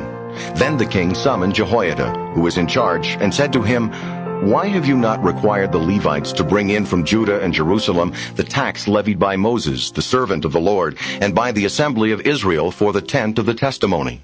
For the wicked Athaliah and her sons had damaged the house of God, and had even turned over to the Baals the dedicated resources of the Lord's temple. At the king's command, therefore, they made a chest, which they put outside the gate of the Lord's temple. They had it proclaimed throughout Judah and Jerusalem that the tax which Moses, the servant of God, had imposed on Israel in the desert should be brought to the Lord. All the princes and the people rejoiced. They brought what was asked, and cast it into the chest until it was filled. Whenever the chest was brought to the royal officials by the Levites, and they saw that it contained much money, the royal scribe and an overseer for the high priest came, emptied the chest, then took it back and returned it to its place. This they did day after day, until they had collected a large sum of money. Then the king and Jehoiada gave it to the workmen in charge of the labor of the Lord's temple, who hired masons and carpenters to restore the temple, and also iron and bronze smiths to repair it. The workmen labored, and the task of restoration progressed under their hands. They restored the house of God according to its original form and reinforced it.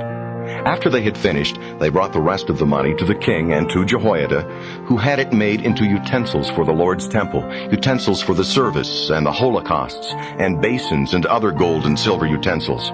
They offered holocausts in the Lord's temple continually throughout the lifetime of Jehoiada. Jehoiada lived to a ripe old age. He was 130 years old when he died. He was buried in the city of David with the kings, because he had done good in Israel, in particular with respect to God and his temple. After the death of Jehoiada, the princes of Judah came and paid homage to the king, and the king then listened to them. They forsook the temple of the Lord, the God of their fathers, and began to serve the sacred poles and the idols. And because of this crime of theirs, wrath came upon Judah and Jerusalem. Although prophets were sent to them to convert them to the Lord, the people would not listen to their warnings. Then the Spirit of God possessed Zechariah, son of Jehoiada the priest. He took his stand above the people and said to them, "God says, 'Why are you transgressing the Lord's command so that you cannot prosper? Because you have abandoned the Lord, he has abandoned you.' But they conspired against him, and at the king's order they stoned him to death in the court of the Lord's temple. Thus King Joash was unmindful of the devotion shown him by Jehoiada, Zechariah's father, and slew his son. And as he was dying, he said, 'May the Lord see and avenge.'" At the turn of the year, a force of Arameans came up against Joash. They invaded Judah and Jerusalem, did away with all the princes of the people, and sent all their spoil to the king of Damascus. Though the Aramean force came with few men, the Lord surrendered a very large force into their power, because Judah had abandoned the Lord, the God of their fathers. So punishment was meted out to Joash. After the Arameans had departed from him, leaving him in grievous suffering, his servants conspired against him because of the murder of the son of Jehoiada the priest. They killed him on his sickbed. He was buried in the city of David, but not in the tombs of the kings. These conspired against him, Zabad, son of Shimeath from Ammon, and Jehozabad, son of Shimrith from Moab. Of his sons, and the great tribute imposed on him, and of his rebuilding of the house of God, there is a written account in the Midrash of the Book of the Kings. His son Amaziah succeeded him as king. 2 Chronicles 25.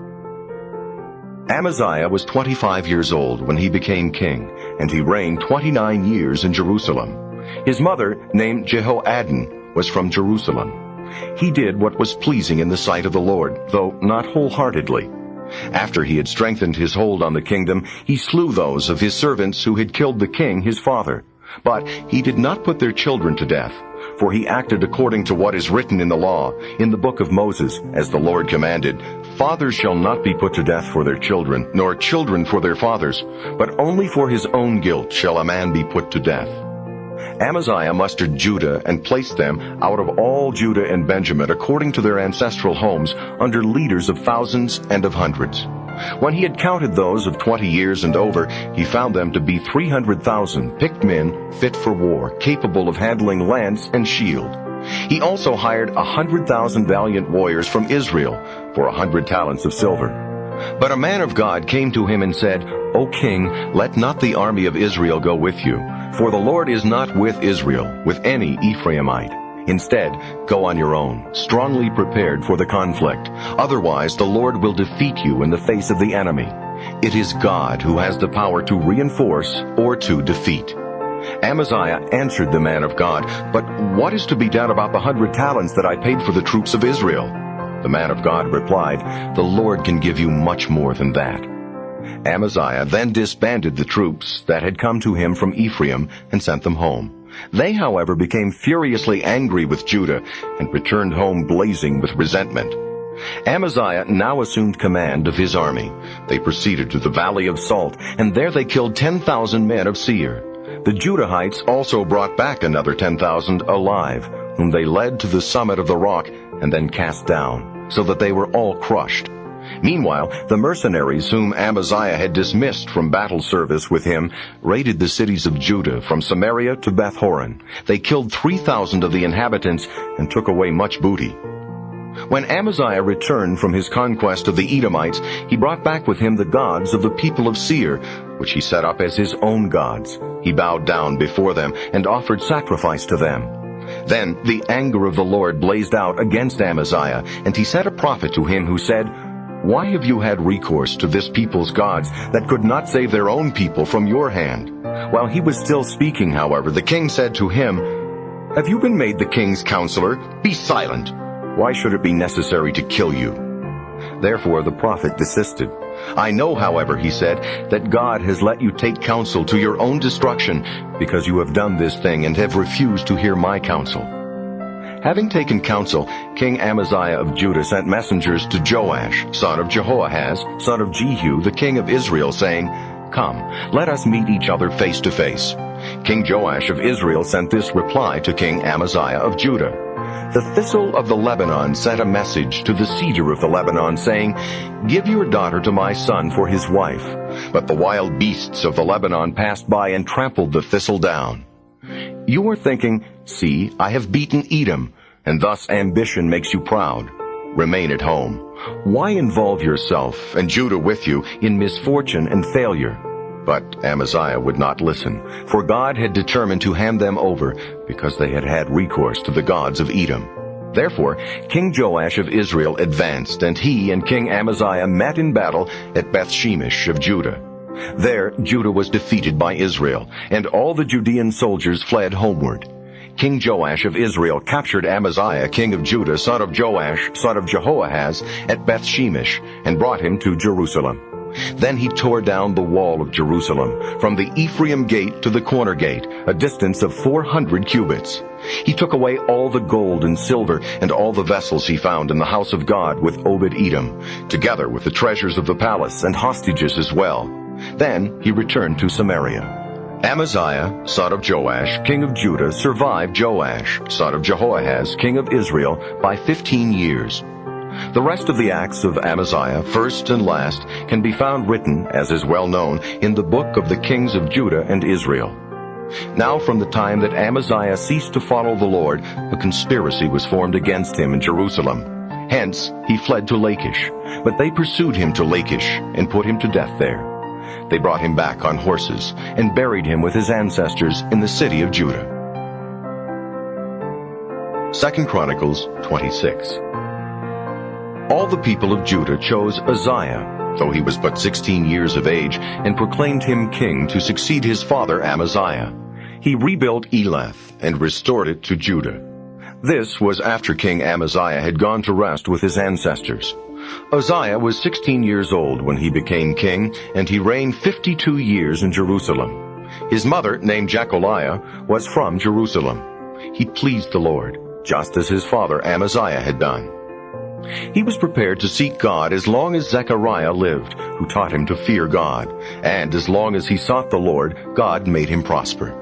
He went out and fought the Philistines and razed the walls of Gath, Jabneh, and Ashdod, and built cities in the district of Ashdod and in Philistia. God helped him against the Philistines, against the Arabs who dwelt in Gurbaal, and against the Meunites. The Ammonites paid tribute to Uzziah, and his fame spread as far as Egypt, for he grew stronger and stronger. Moreover, Uzziah built towers in Jerusalem, at the corner gate, at the valley gate, and at the angle, and he fortified them. He built towers in the desert and dug numerous cisterns, for he had many cattle.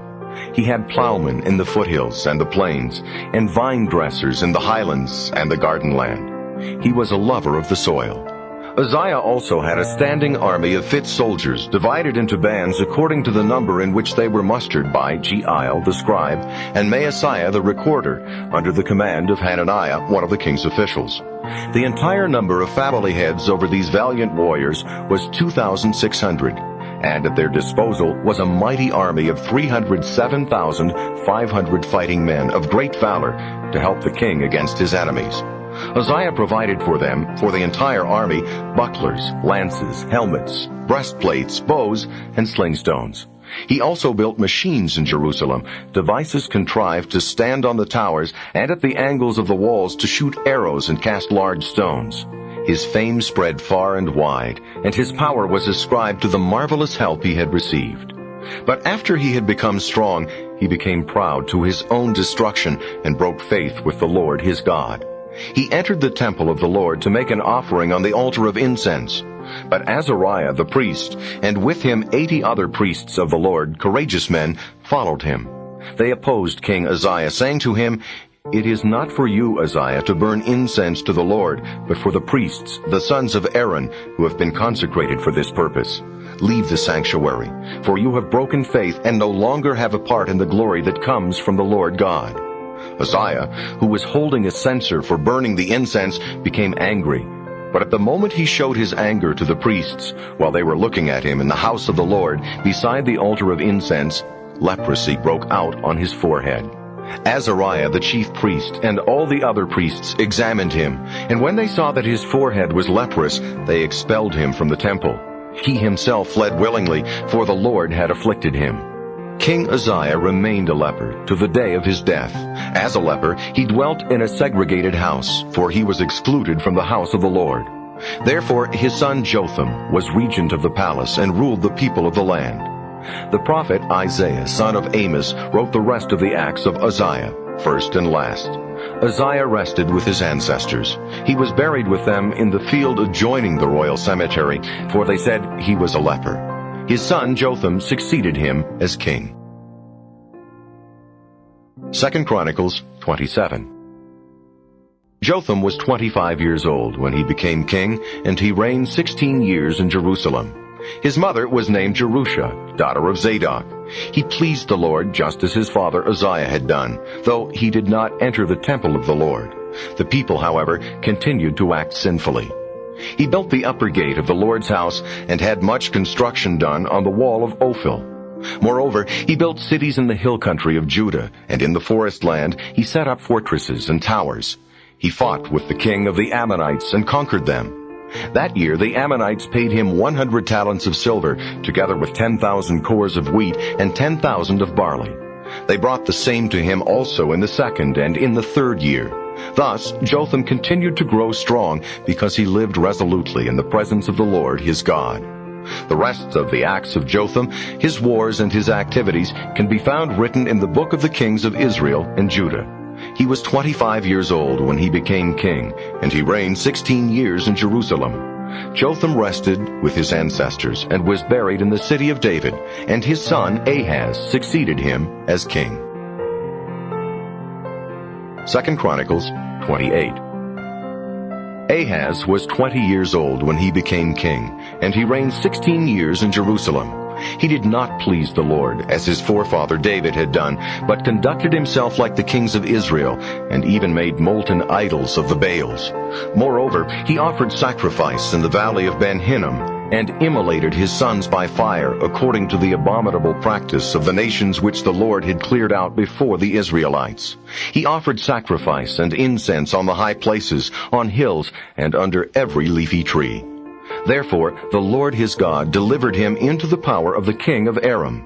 The Arameans defeated him and carried away captive a large number of his people, whom they brought to Damascus.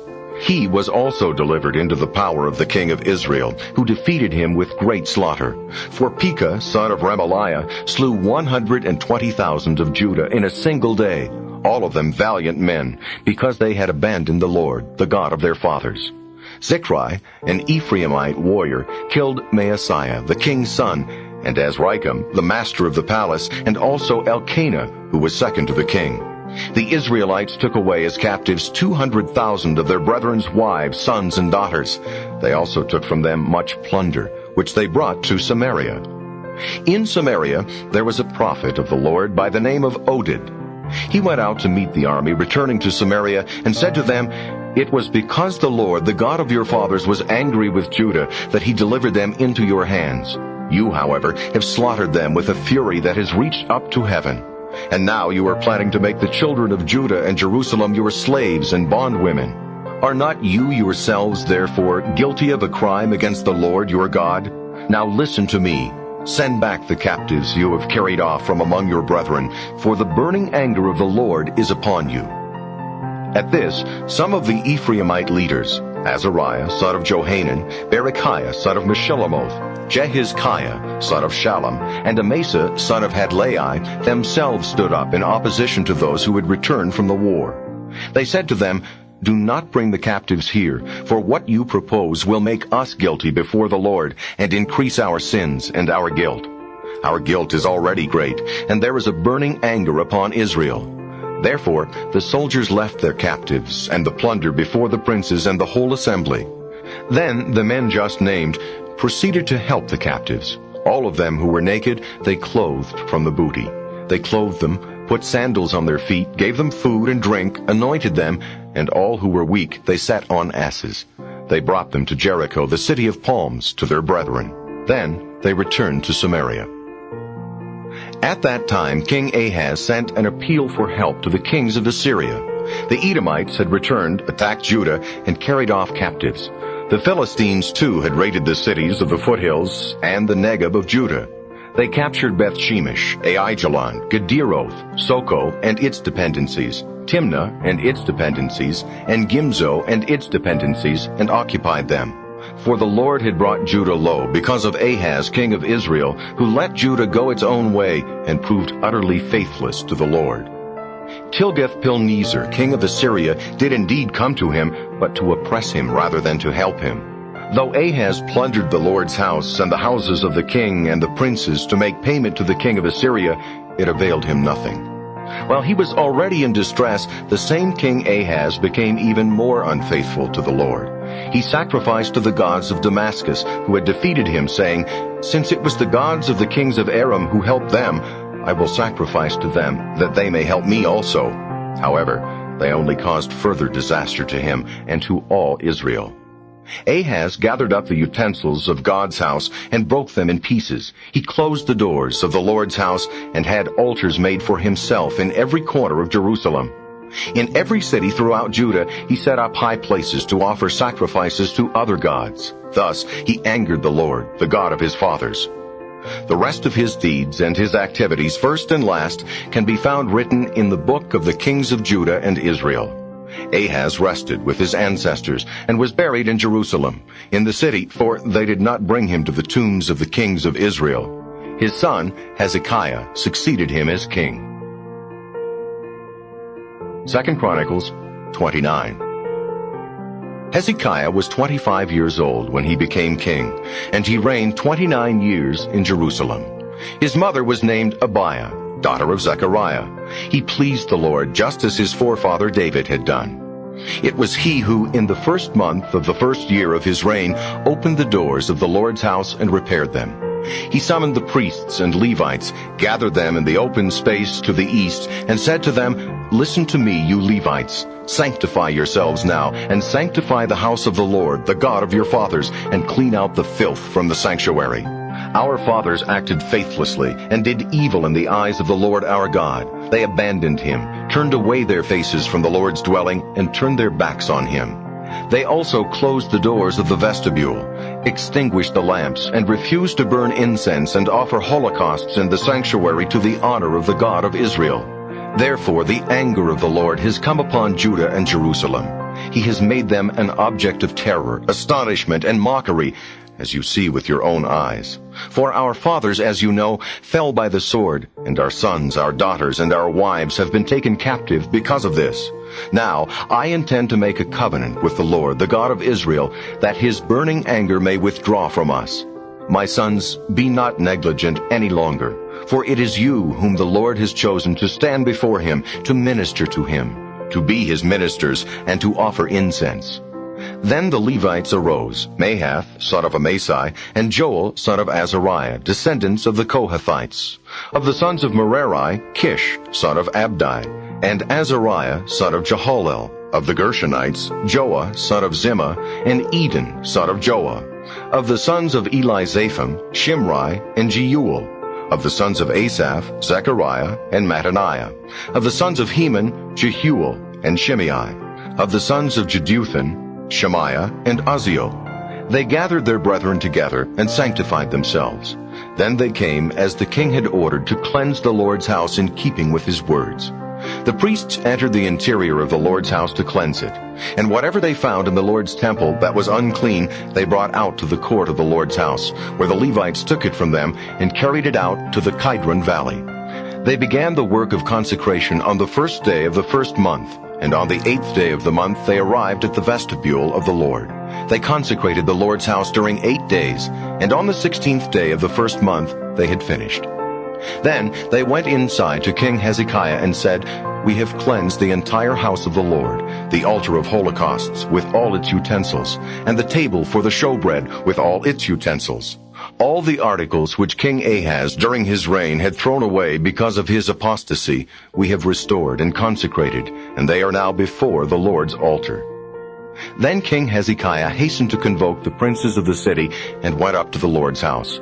7 bulls, 7 rams, 7 lambs, and 7 he-goats were brought for a sin offering for the kingdom, for the sanctuary, and for Judah, and he ordered the sons of Aaron, the priests, to offer them on the altar of the Lord. They slaughtered the bulls, and the priests collected the blood and cast it on the altar. Then they slaughtered the rams and cast the blood on the altar. Then they slaughtered the lambs and cast the blood on the altar. Then the he-goats for the sin offering were led before the king and the assembly, who laid their hands upon them. The priests then slaughtered them and offered their blood on the altar to atone for the sin of all Israel. For the holocaust and the sin offering, the king had said, is for all Israel. He stationed the Levites in the Lord's house with cymbals, harps, and lyres, according to the prescriptions of David, of Gad the king's seer, and of Nathan the prophet. For the prescriptions were from the Lord through his prophets. The Levites were stationed with the instruments of David, and the priests with the trumpets. Then Hezekiah ordered the holocaust to be sacrificed on the altar, and in the same instant that the holocaust began, they also began the song of the Lord, to the accompaniment of the trumpets and the instruments of David king of Israel. The entire assembly prostrated itself, and they continued to sing the song and to sound the trumpets until the holocaust had been completed. As the holocaust was completed, the king and all who were with him knelt and prostrated themselves. King Hezekiah and the princes then commanded the Levites to sing the praises of the Lord in the words of David and of Asaph the seer. They sang praises till their joy was full, then fell down and prostrated themselves. Hezekiah now spoke out this command: "You have undertaken a work for the Lord. Approach and bring forward the sacrifices and thank offerings for the house of the Lord." Then the assembly brought forward the sacrifices and thank offerings and all the holocausts which were free will offerings. The number of holocausts that the assembly brought forward was 70 oxen, 100 rams, and 200 lambs, all of these as a holocaust to the Lord. As consecrated gifts there were 600 oxen and 3,000 sheep. Since the priests were too few in number to be able to skin all the victims for the holocaust, their brethren the Levites assisted them until the task was completed and the priests had sanctified themselves. The Levites, in fact, were more willing than the priests to sanctify themselves. Also, the holocausts were many, along with the fat of the peace offerings and the libations for the holocausts. Thus the service of the house of the Lord was reestablished. Hezekiah and all the people rejoiced over what God had reestablished for the people, and at how suddenly this had been done. 2 Chronicles 30. Hezekiah sent a message to all Israel and Judah, and even wrote letters to Ephraim and Manasseh, saying that they should come to the house of the Lord in Jerusalem to celebrate the Passover in honor of the Lord, the God of Israel. The king, his princes, and the entire assembly in Jerusalem had agreed to celebrate the Passover during the 2nd month, for they could not celebrate it at the time of the restoration. The priests had not sanctified themselves in sufficient numbers, and the people were not gathered at Jerusalem. When this proposal had been approved by the king and the entire assembly, they issued a decree to be proclaimed throughout all Israel, from Beersheba to Dan, that everyone should come to Jerusalem to celebrate the Passover in honor of the Lord, the God of Israel, for not many had kept it in the manner prescribed. Accordingly, the couriers, with the letters written by the king and his princes, traversed all Israel and Judah, and at the king's command they said, Israelites, return to the Lord, the God of Abraham, Isaac, and Israel, that he may return to you the remnant left from the hands of the Assyrian kings. Be not like your fathers and your brethren, who proved faithless to the Lord, the God of their fathers, so that he delivered them over to desolation, as you yourselves now see.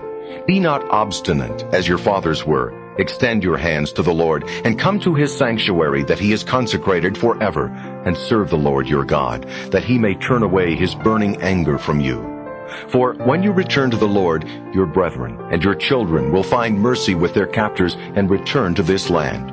For merciful and compassionate is the Lord your God, and he will not turn away his face from you if you return to him. So the couriers passed from city to city in the land of Ephraim and Manasseh, and as far as Zebulun, but they were derided and scoffed at. Nevertheless, some from Asher, Manasseh, and Zebulun humbled themselves and came to Jerusalem. In Judah, however, the power of God brought it about that the people were of one mind to carry out the command of the king and the princes in accordance with the word of the Lord. Thus, many people gathered in Jerusalem to celebrate the Feast of Unleavened Bread in the 2nd month. It was a very great assembly. They proceeded to take down the altars that were in Jerusalem. Also, they removed all the altars of incense and cast them into the Kidron Valley. They slaughtered the Passover on the 14th day of the 2nd month. The priests and Levites, touched with shame, sanctified themselves and brought holocausts into the house of the Lord. They stood in the places prescribed for them according to the law of Moses, the man of God. The priests sprinkled the blood given them by the Levites, for many in the assembly had not sanctified themselves, and the Levites were in charge of slaughtering the Passover victims for all who were unclean, and therefore could not consecrate them to the Lord. The greater part of the people, in fact, chiefly from Ephraim, Manasseh, Issachar, and Zebulun, had not cleansed themselves. Nevertheless, they ate the Passover, contrary to the prescription. For Hezekiah prayed for them, saying, May the Lord who is good grant pardon to everyone who has resolved to seek God, the Lord, the God of his fathers, though he be not clean as holiness requires. The Lord heard Hezekiah and spared the people. Thus, the Israelites who were in Jerusalem celebrated the Feast of Unleavened Bread with great rejoicing for 7 days, and the Levites and the priests sang the praises of the Lord day after day with all their strength. Hezekiah spoke encouragingly to all the Levites who had shown themselves well skilled in the service of the Lord. And when they had completed the 7 days of festival, slaying peace offerings and singing praises to the Lord, the God of their fathers, the whole assembly agreed to celebrate another 7 days. With joy, therefore, they continued the festivity 7 days longer. King Hezekiah of Judah had contributed 1,000 bulls and 7,000 sheep to the assembly, and the princes had contributed to the assembly 1,000 bulls and 10,000 sheep. The priests sanctified themselves in great numbers, and the whole assembly of Judah rejoiced, together with the priests and Levites and the rest of the assembly that had come from Israel, as well as the sojourners from the land of Israel, and those that lived in Judah. There was great rejoicing in Jerusalem, for since the days of Solomon, son of David, king of Israel, there had not been the like in the city. Then the Levitical priests rose and blessed the people. Their voice was heard, and their prayer reached heaven, God's holy dwelling. 2 Chronicles 31. After all this was over, those Israelites who had been present went forth to the cities of Judah and smashed the sacred pillars, cut down the sacred poles, and tore down the high places and altars throughout Judah, Benjamin, Ephraim, and Manasseh, until all were destroyed. Then the Israelites returned to their various cities, each to his own possession. Hezekiah reestablished the classes of the priests and the Levites according to their former classification, assigning to each priest and Levite his proper service, whether in regard to holocausts or peace offerings, thanksgiving or praise, or ministering in the gates of the encampment of the Lord. From his own wealth the king allotted a portion for holocausts, those of morning and evening, and those on Sabbaths, new moons, and festivals, as prescribed in the law of the Lord. He also commanded the people living in Jerusalem to provide the support of the priests and Levites, that they might devote themselves entirely to the law of the Lord. As soon as the order was promulgated, the Israelites brought, in great quantities, the best of their grain, wine, oil, and honey, and all the produce of the fields. They gave a generous tithe of everything. Israelites and Judahites living in other cities of Judah also brought in tithes of oxen, sheep, and things that had been consecrated to the Lord their God. These they brought in and set out in heaps. It was in the 3rd month that they began to establish these heaps, and they completed them in the 7th month. When Hezekiah and the princes had come and seen the heaps, they blessed the Lord and his people Israel. Then Hezekiah questioned the priests and the Levites concerning the heaps, and the priest Azariah, head of the house of Zadok, answered him, "Since they began to bring the offerings to the house of the Lord, we have eaten to the full, and have had much left over, for the Lord has blessed his people. This great supply is what was left over." Hezekiah then gave orders that chambers be constructed in the house of the Lord. When this had been done, the offerings, tithes, and consecrated things were deposited there in safekeeping. The overseer of these things was Conaniah, the Levite, and his brother Shimei was second in charge.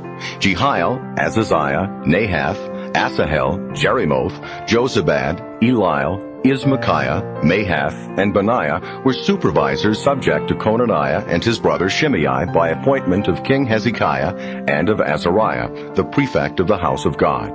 Kori, son of Imnah, a Levite, and the keeper of the eastern gate, was in charge of the free will gifts made to God. He distributed the offerings made to the Lord and the most holy of the consecrated things. Under him in the priestly cities were Eden, Meniamim, Jeshua, Shemaiah, Amariah, and Shechaniah, who faithfully made the distribution to their brethren, great and small alike, according to their classes. There was also a register by ancestral houses of males 30 years of age and over, for all priests who were eligible to enter the house of the Lord, according to the daily rule, to fulfill their service in the order of their classes. The priests were inscribed in their family records according to their ancestral houses, and the Levites of 20 years and over according to their various offices and classes. A distribution was also made to all who were inscribed in the family records, for their little ones, wives, sons, and daughters. Thus, for the entire assembly, since they were to sanctify themselves by sharing faithfully in the consecrated things. The sons of Aaron, the priests who lived on the lands attached to their cities, had in every city men designated by name to distribute portions to every male among the priests and to every Levite listed in the family records. This Hezekiah did in all Judah. He did what was good, upright, and faithful before the Lord his God. Everything that he undertook for the service of the house of God, or for the law and the commandments, was to do the will of his God. He did this wholeheartedly, and he prospered. 2 Chronicles 32. But after he had proved his fidelity by such deeds, Sennacherib, king of Assyria, came. He invaded Judah, besieged the fortified cities, and proposed to take them by storm. When Hezekiah saw that Sennacherib was coming with the intention of attacking Jerusalem, he decided in council with his princes and warriors to stop the waters of the springs outside the city. When they had pledged him their support, a large crowd was gathered, which stopped all the springs and also the running stream in the valley nearby. For they said, "Why should the kings of Assyria come and find an abundance of water?"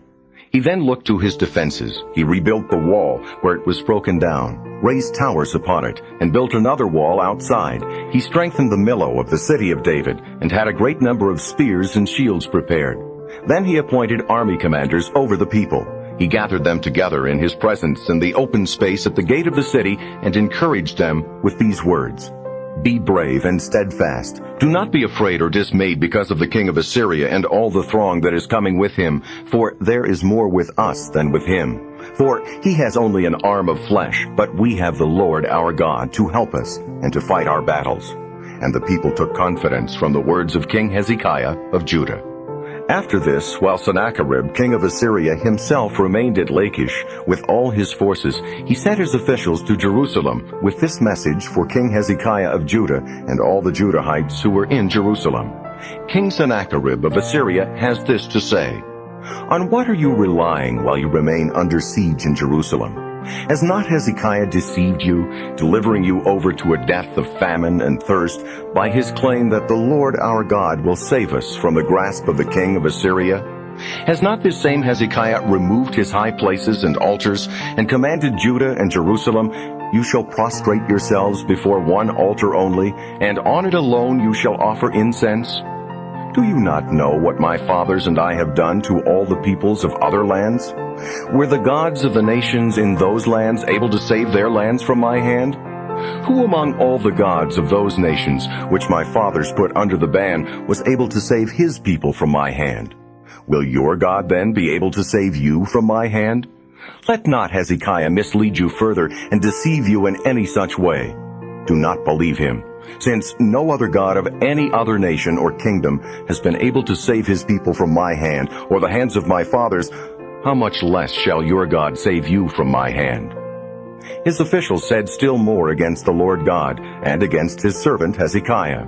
For he had written letters to deride the Lord, the God of Israel, speaking of him in these terms, "As the gods of the nations in other lands have not saved their people from my hand, neither shall Hezekiah's God save his people from my hand."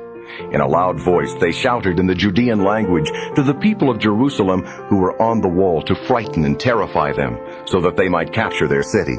They spoke of the God of Israel as though he were one of the gods of the other peoples of the earth, a work of human hands. But because of this, King Hezekiah and the prophet Isaiah, son of Amos, prayed and called out to heaven.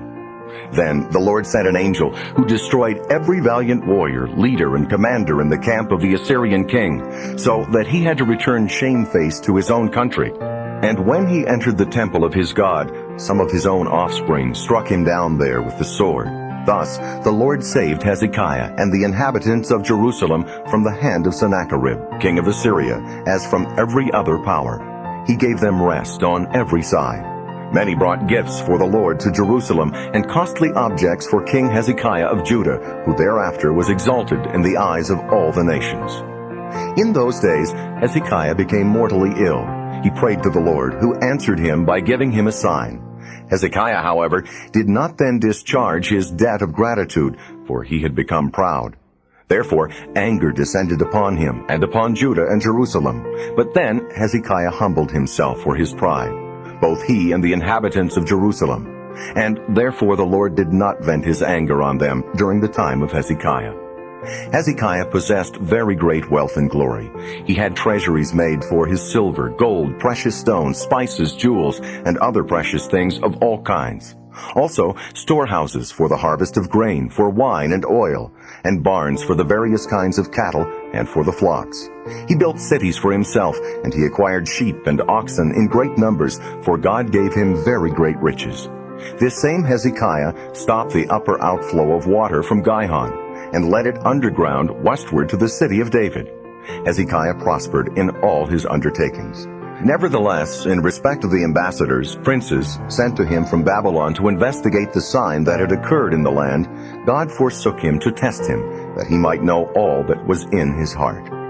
The rest of Hezekiah's acts, including his pious works, can be found written in the vision of the prophet Isaiah, son of Amos, and in the book of the kings of Judah and Israel. Hezekiah rested with his ancestors. He was buried at the approach to the tombs of the descendants of David. All Judah and the inhabitants of Jerusalem paid him honor at his death. His son Manasseh succeeded him as king. 2 Chronicles 33. Manasseh was 12 years old when he became king, and he reigned 55 years in Jerusalem. He did evil in the sight of the Lord, following the abominable practices of the nations whom the Lord had cleared out of the way of the Israelites. He rebuilt the high places which his father Hezekiah had torn down, erected altars for the Baals, made sacred poles, and prostrated himself before the whole host of heaven and worshipped them. He even built altars in the temple of the Lord, of which the Lord had said, "In Jerusalem shall my name be forever."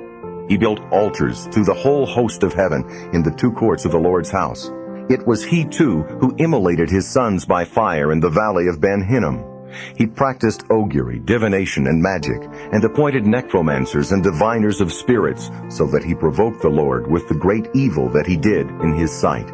He placed an idol that he had carved in the house of God, of which God had said to David and his son Solomon, "In this house and in Jerusalem, which I have chosen from all the tribes of Israel, I shall place my name forever.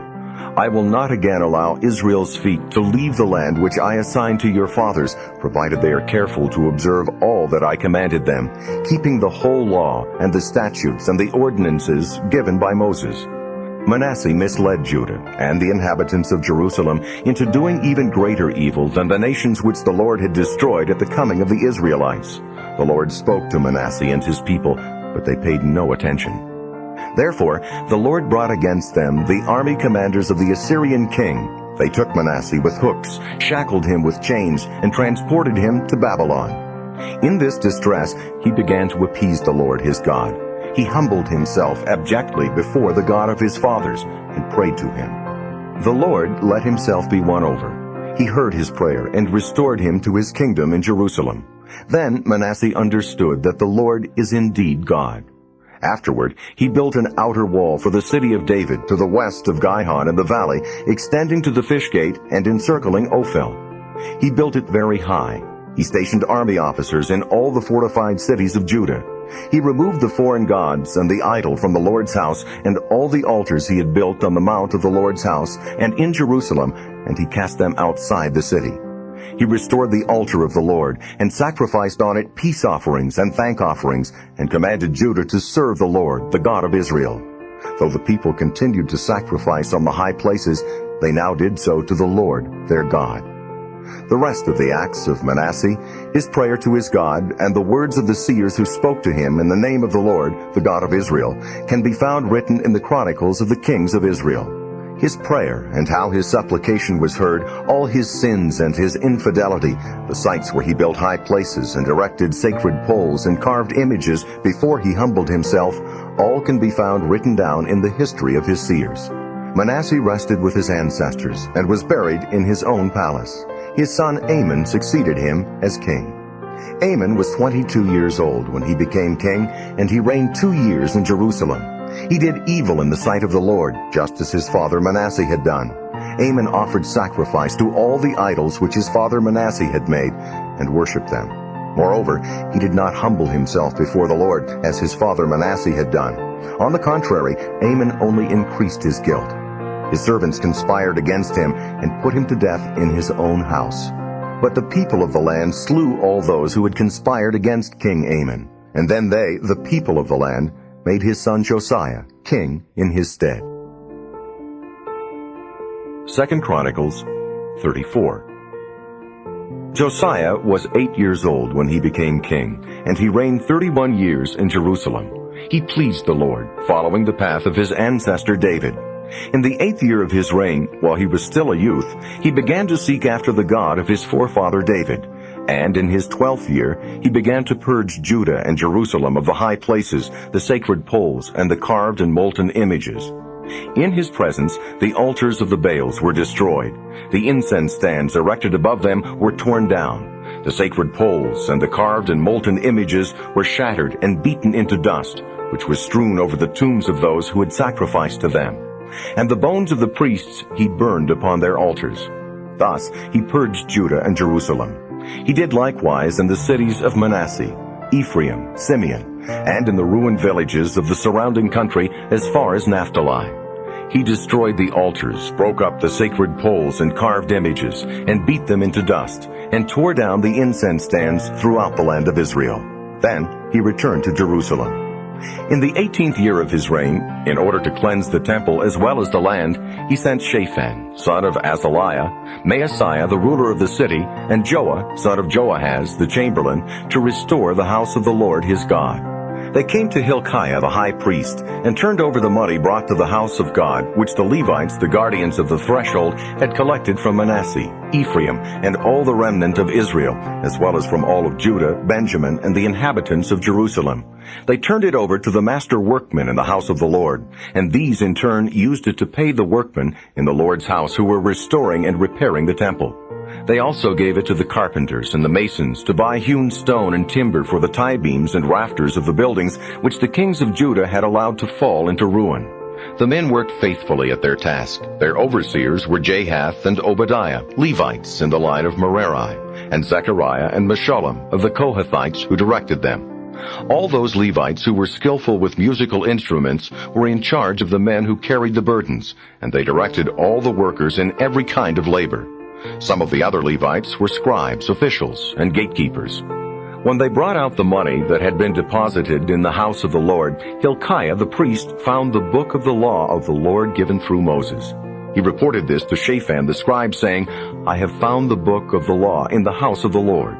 Hilkiah gave the book to Shaphan, who brought it to the king at the same time that he was making his report to him. He said, "Your servants are doing everything that has been entrusted to them. They have turned into bullion the metals deposited in the Lord's house and have handed it over to the overseers and the workmen." Then Shaphan the scribe announced to the king, "Hilkiah the priest has given me a book." And Shaphan read from it before the king. When the king heard the words of the law, he tore his garments and issued this command to Hilkiah, to Ahikam son of Shaphan, to Abdon son of Micah, to Shaphan the scribe, and to Asaiah the king's servant. "On behalf of myself and those who are left in Israel and Judah, go, consult the Lord concerning the words of the book that has been found. For the anger of the Lord has been set furiously ablaze against us, since our fathers have not kept the word of the Lord, and have not done all that is written in this book." Then Hilkiah and the other men from the king went to the prophetess Huldah, the wife of Shallum, son of Taketh, son of Hazra, the guardian of the wardrobe. She dwelt in Jerusalem in the new quarter. They spoke to her as they had been instructed, and she said to them, "Thus says the Lord, the God of Israel, tell the one who sent you to me, the Lord says, I am prepared to bring evil upon this place and upon its inhabitants, all the curses written in the book that has been read before the king of Judah. Because they have abandoned me and have offered incense to other gods, provoking me by every deed that they have performed, my anger is ablaze against this place and cannot be extinguished. But to the king of Judah who sent you to consult the Lord, give this response. Thus says the Lord, the God of Israel, concerning the threats you have heard. Because you were heartsick and have humbled yourself before God on hearing his word spoken against this place and its inhabitants, because you have humbled yourself before me, have torn your garments, and have wept before me, I in turn have listened. So declares the Lord. I will gather you to your ancestors, and you shall be taken to your grave in peace. Your eyes shall not see all the evil I will bring upon this place and upon its inhabitants. They brought back this message to the king.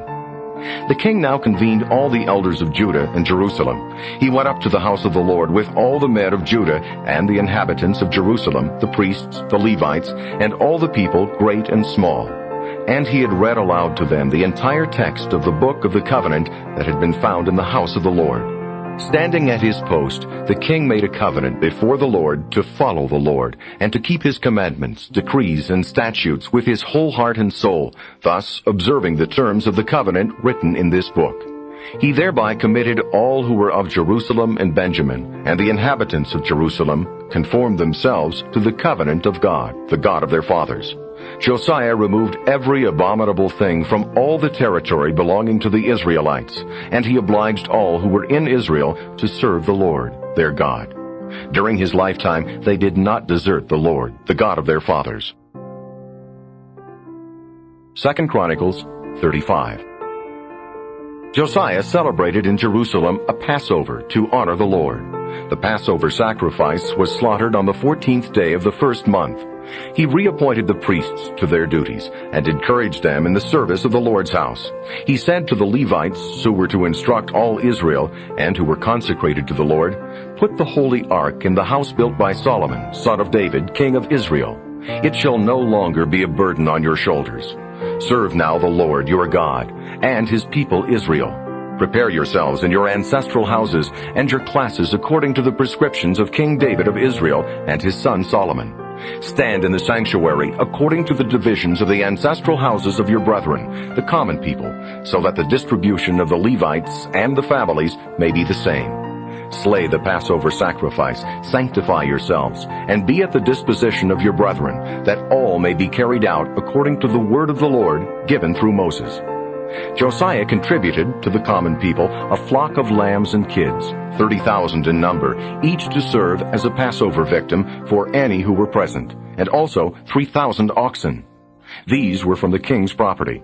His princes also gave a freewill gift to the people, the priests and the Levites. Hilkiah, Zechariah, and Jehiel, prefects of the house of God, gave to the priests 2,600 Passover victims, together with 300 oxen. Conaniah and his brothers, Shemaiah, Nethanel, Hashabiah, Jehiel, and Jozabad, the rulers of the Levites, contributed to the Levites 5,000 Passover victims, together with 500 oxen. When the service had been arranged, the priests took their places, as did the Levites in their classes according to the king's command. The Passover sacrifice was slaughtered, whereupon the priests sprinkled some of the blood, and the Levites proceeded to the skinning. They separated what was destined for the Holocaust and gave it to various groups of the ancestral houses of the common people to offer to the Lord, as is prescribed in the book of Moses. They did the same with the oxen. They cooked the Passover on the fire as prescribed, and also cooked the sacred meals in pots, cauldrons, and pans, then brought them quickly to all the common people. Afterward, they prepared the Passover for themselves and for the priests. Indeed, the priests, the sons of Aaron, were busy offering holocausts and the fatty portions until night. Therefore, the Levites prepared for themselves and for the priests, the sons of Aaron. The singers, the sons of Asaph, were at their posts as prescribed by David, Asaph, Heman, and Jeduthun, the king's seer. The gatekeepers were at every gate. There was no need for them to leave their stations, for their brethren the Levites prepared for them. Thus, the entire service of the Lord was arranged that day so that the Passover could be celebrated and the holocausts offered on the altar of the Lord, as King Josiah had commanded. The Israelites who were present on that occasion kept the Passover and the Feast of the Unleavened Bread for 7 days. No such Passover had been observed in Israel since the time of the prophet Samuel, nor had any king of Israel kept a Passover like that of Josiah, the priests and Levites, all of Judah and Israel that were present, and the inhabitants of Jerusalem.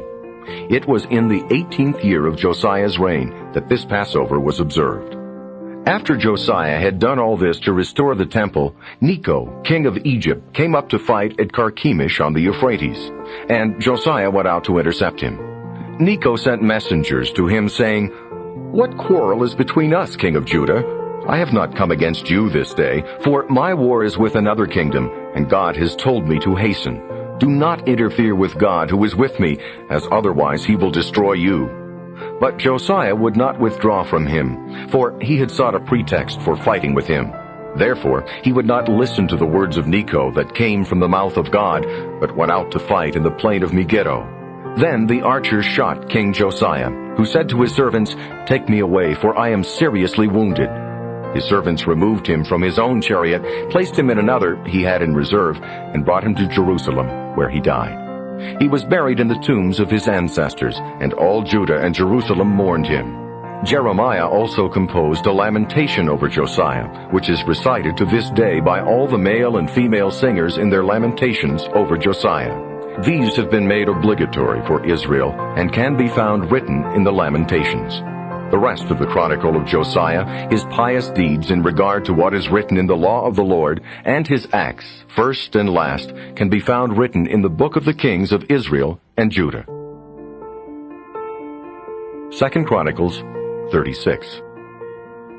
The people of the land took Jehoahaz, son of Josiah, and made him king in Jerusalem in his father's stead.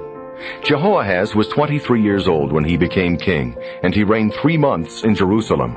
The king of Egypt deposed him in Jerusalem and fined the land 100 talents of silver and a talent of gold. Then the king of Egypt made his brother Eliakim king over Judah and Jerusalem and changed his name to Jehoiakim. Necho took his brother Jehoahaz away and brought him to Egypt. Jehoiakim was 25 years old when he became king, and he reigned 11 years in Jerusalem. He did evil in the sight of the Lord his God. Nebuchadnezzar, king of Babylon, came up against him and bound him with chains to take him to Babylon. Nebuchadnezzar also carried away to Babylon some of the vessels of the house of the Lord and put them in his palace in Babylon. The rest of the acts of Jehoiakim, the abominable things that he did, and what therefore happened to him, can be found written in the book of the kings of Israel and Judah. His son Jehoiakim succeeded him as king. Jehoiakim was 18 years old when he became king, and he reigned 3 months and 10 days in Jerusalem. He did evil in the sight of the Lord. At the turn of the year, King Nebuchadnezzar sent for him and had him brought to Babylon, along with precious vessels from the temple of the Lord. He made his brother Zedekiah king over Judah and Jerusalem. Zedekiah was 21 years old when he became king, and he reigned 11 years in Jerusalem. He did evil in the sight of the Lord his God, and he did not humble himself before the prophet Jeremiah, who spoke the word of the Lord. He also rebelled against King Nebuchadnezzar, who had made him swear by God. He became stiff-necked and hardened his heart, rather than return to the Lord, the God of Israel. Likewise, all the princes of Judah, the priests, and the people added infidelity to infidelity, practicing all the abominations of the nations, and polluting the Lord's temple, which he had consecrated in Jerusalem. Early and often did the Lord, the God of their fathers, send his messengers to them, for he had compassion on his people and his dwelling place. But they mocked the messengers of God, despised his warnings, and scoffed at his prophets, until the anger of the Lord against his people was so inflamed that there was no remedy. Then he brought up against them the king of the Chaldeans, who slew their young men in their own sanctuary building, sparing neither young man nor maiden, neither the aged nor the decrepit. He delivered all of them over into his grip. All the utensils of the house of God, the large and the small, and the treasures of the Lord's house, and of the king, and his princes, all these he brought to Babylon. They burnt the house of God, tore down the walls of Jerusalem, set all its palaces afire, and destroyed all its precious objects. Those who escaped the sword he carried captive to Babylon, where they became his and his son's servants, until the kingdom of the Persians came to power. All this was to fulfill the word of the Lord spoken by Jeremiah. Until the land has retrieved its lost Sabbaths, during all the time it lies waste, it shall have rest, while 70 years are fulfilled. In the first year of Cyrus, king of Persia, in order to fulfill the word of the Lord spoken by Jeremiah, the Lord inspired King Cyrus of Persia to issue this proclamation throughout his kingdom, both by word of mouth and in writing. Thus says Cyrus, king of Persia, "All the kingdoms of the earth the Lord, the God of heaven, has given to me. And he has also charged me to build him a house in Jerusalem, which is in Judah. Whoever therefore among you belongs to any part of his people, let him go up, and may his God be with him."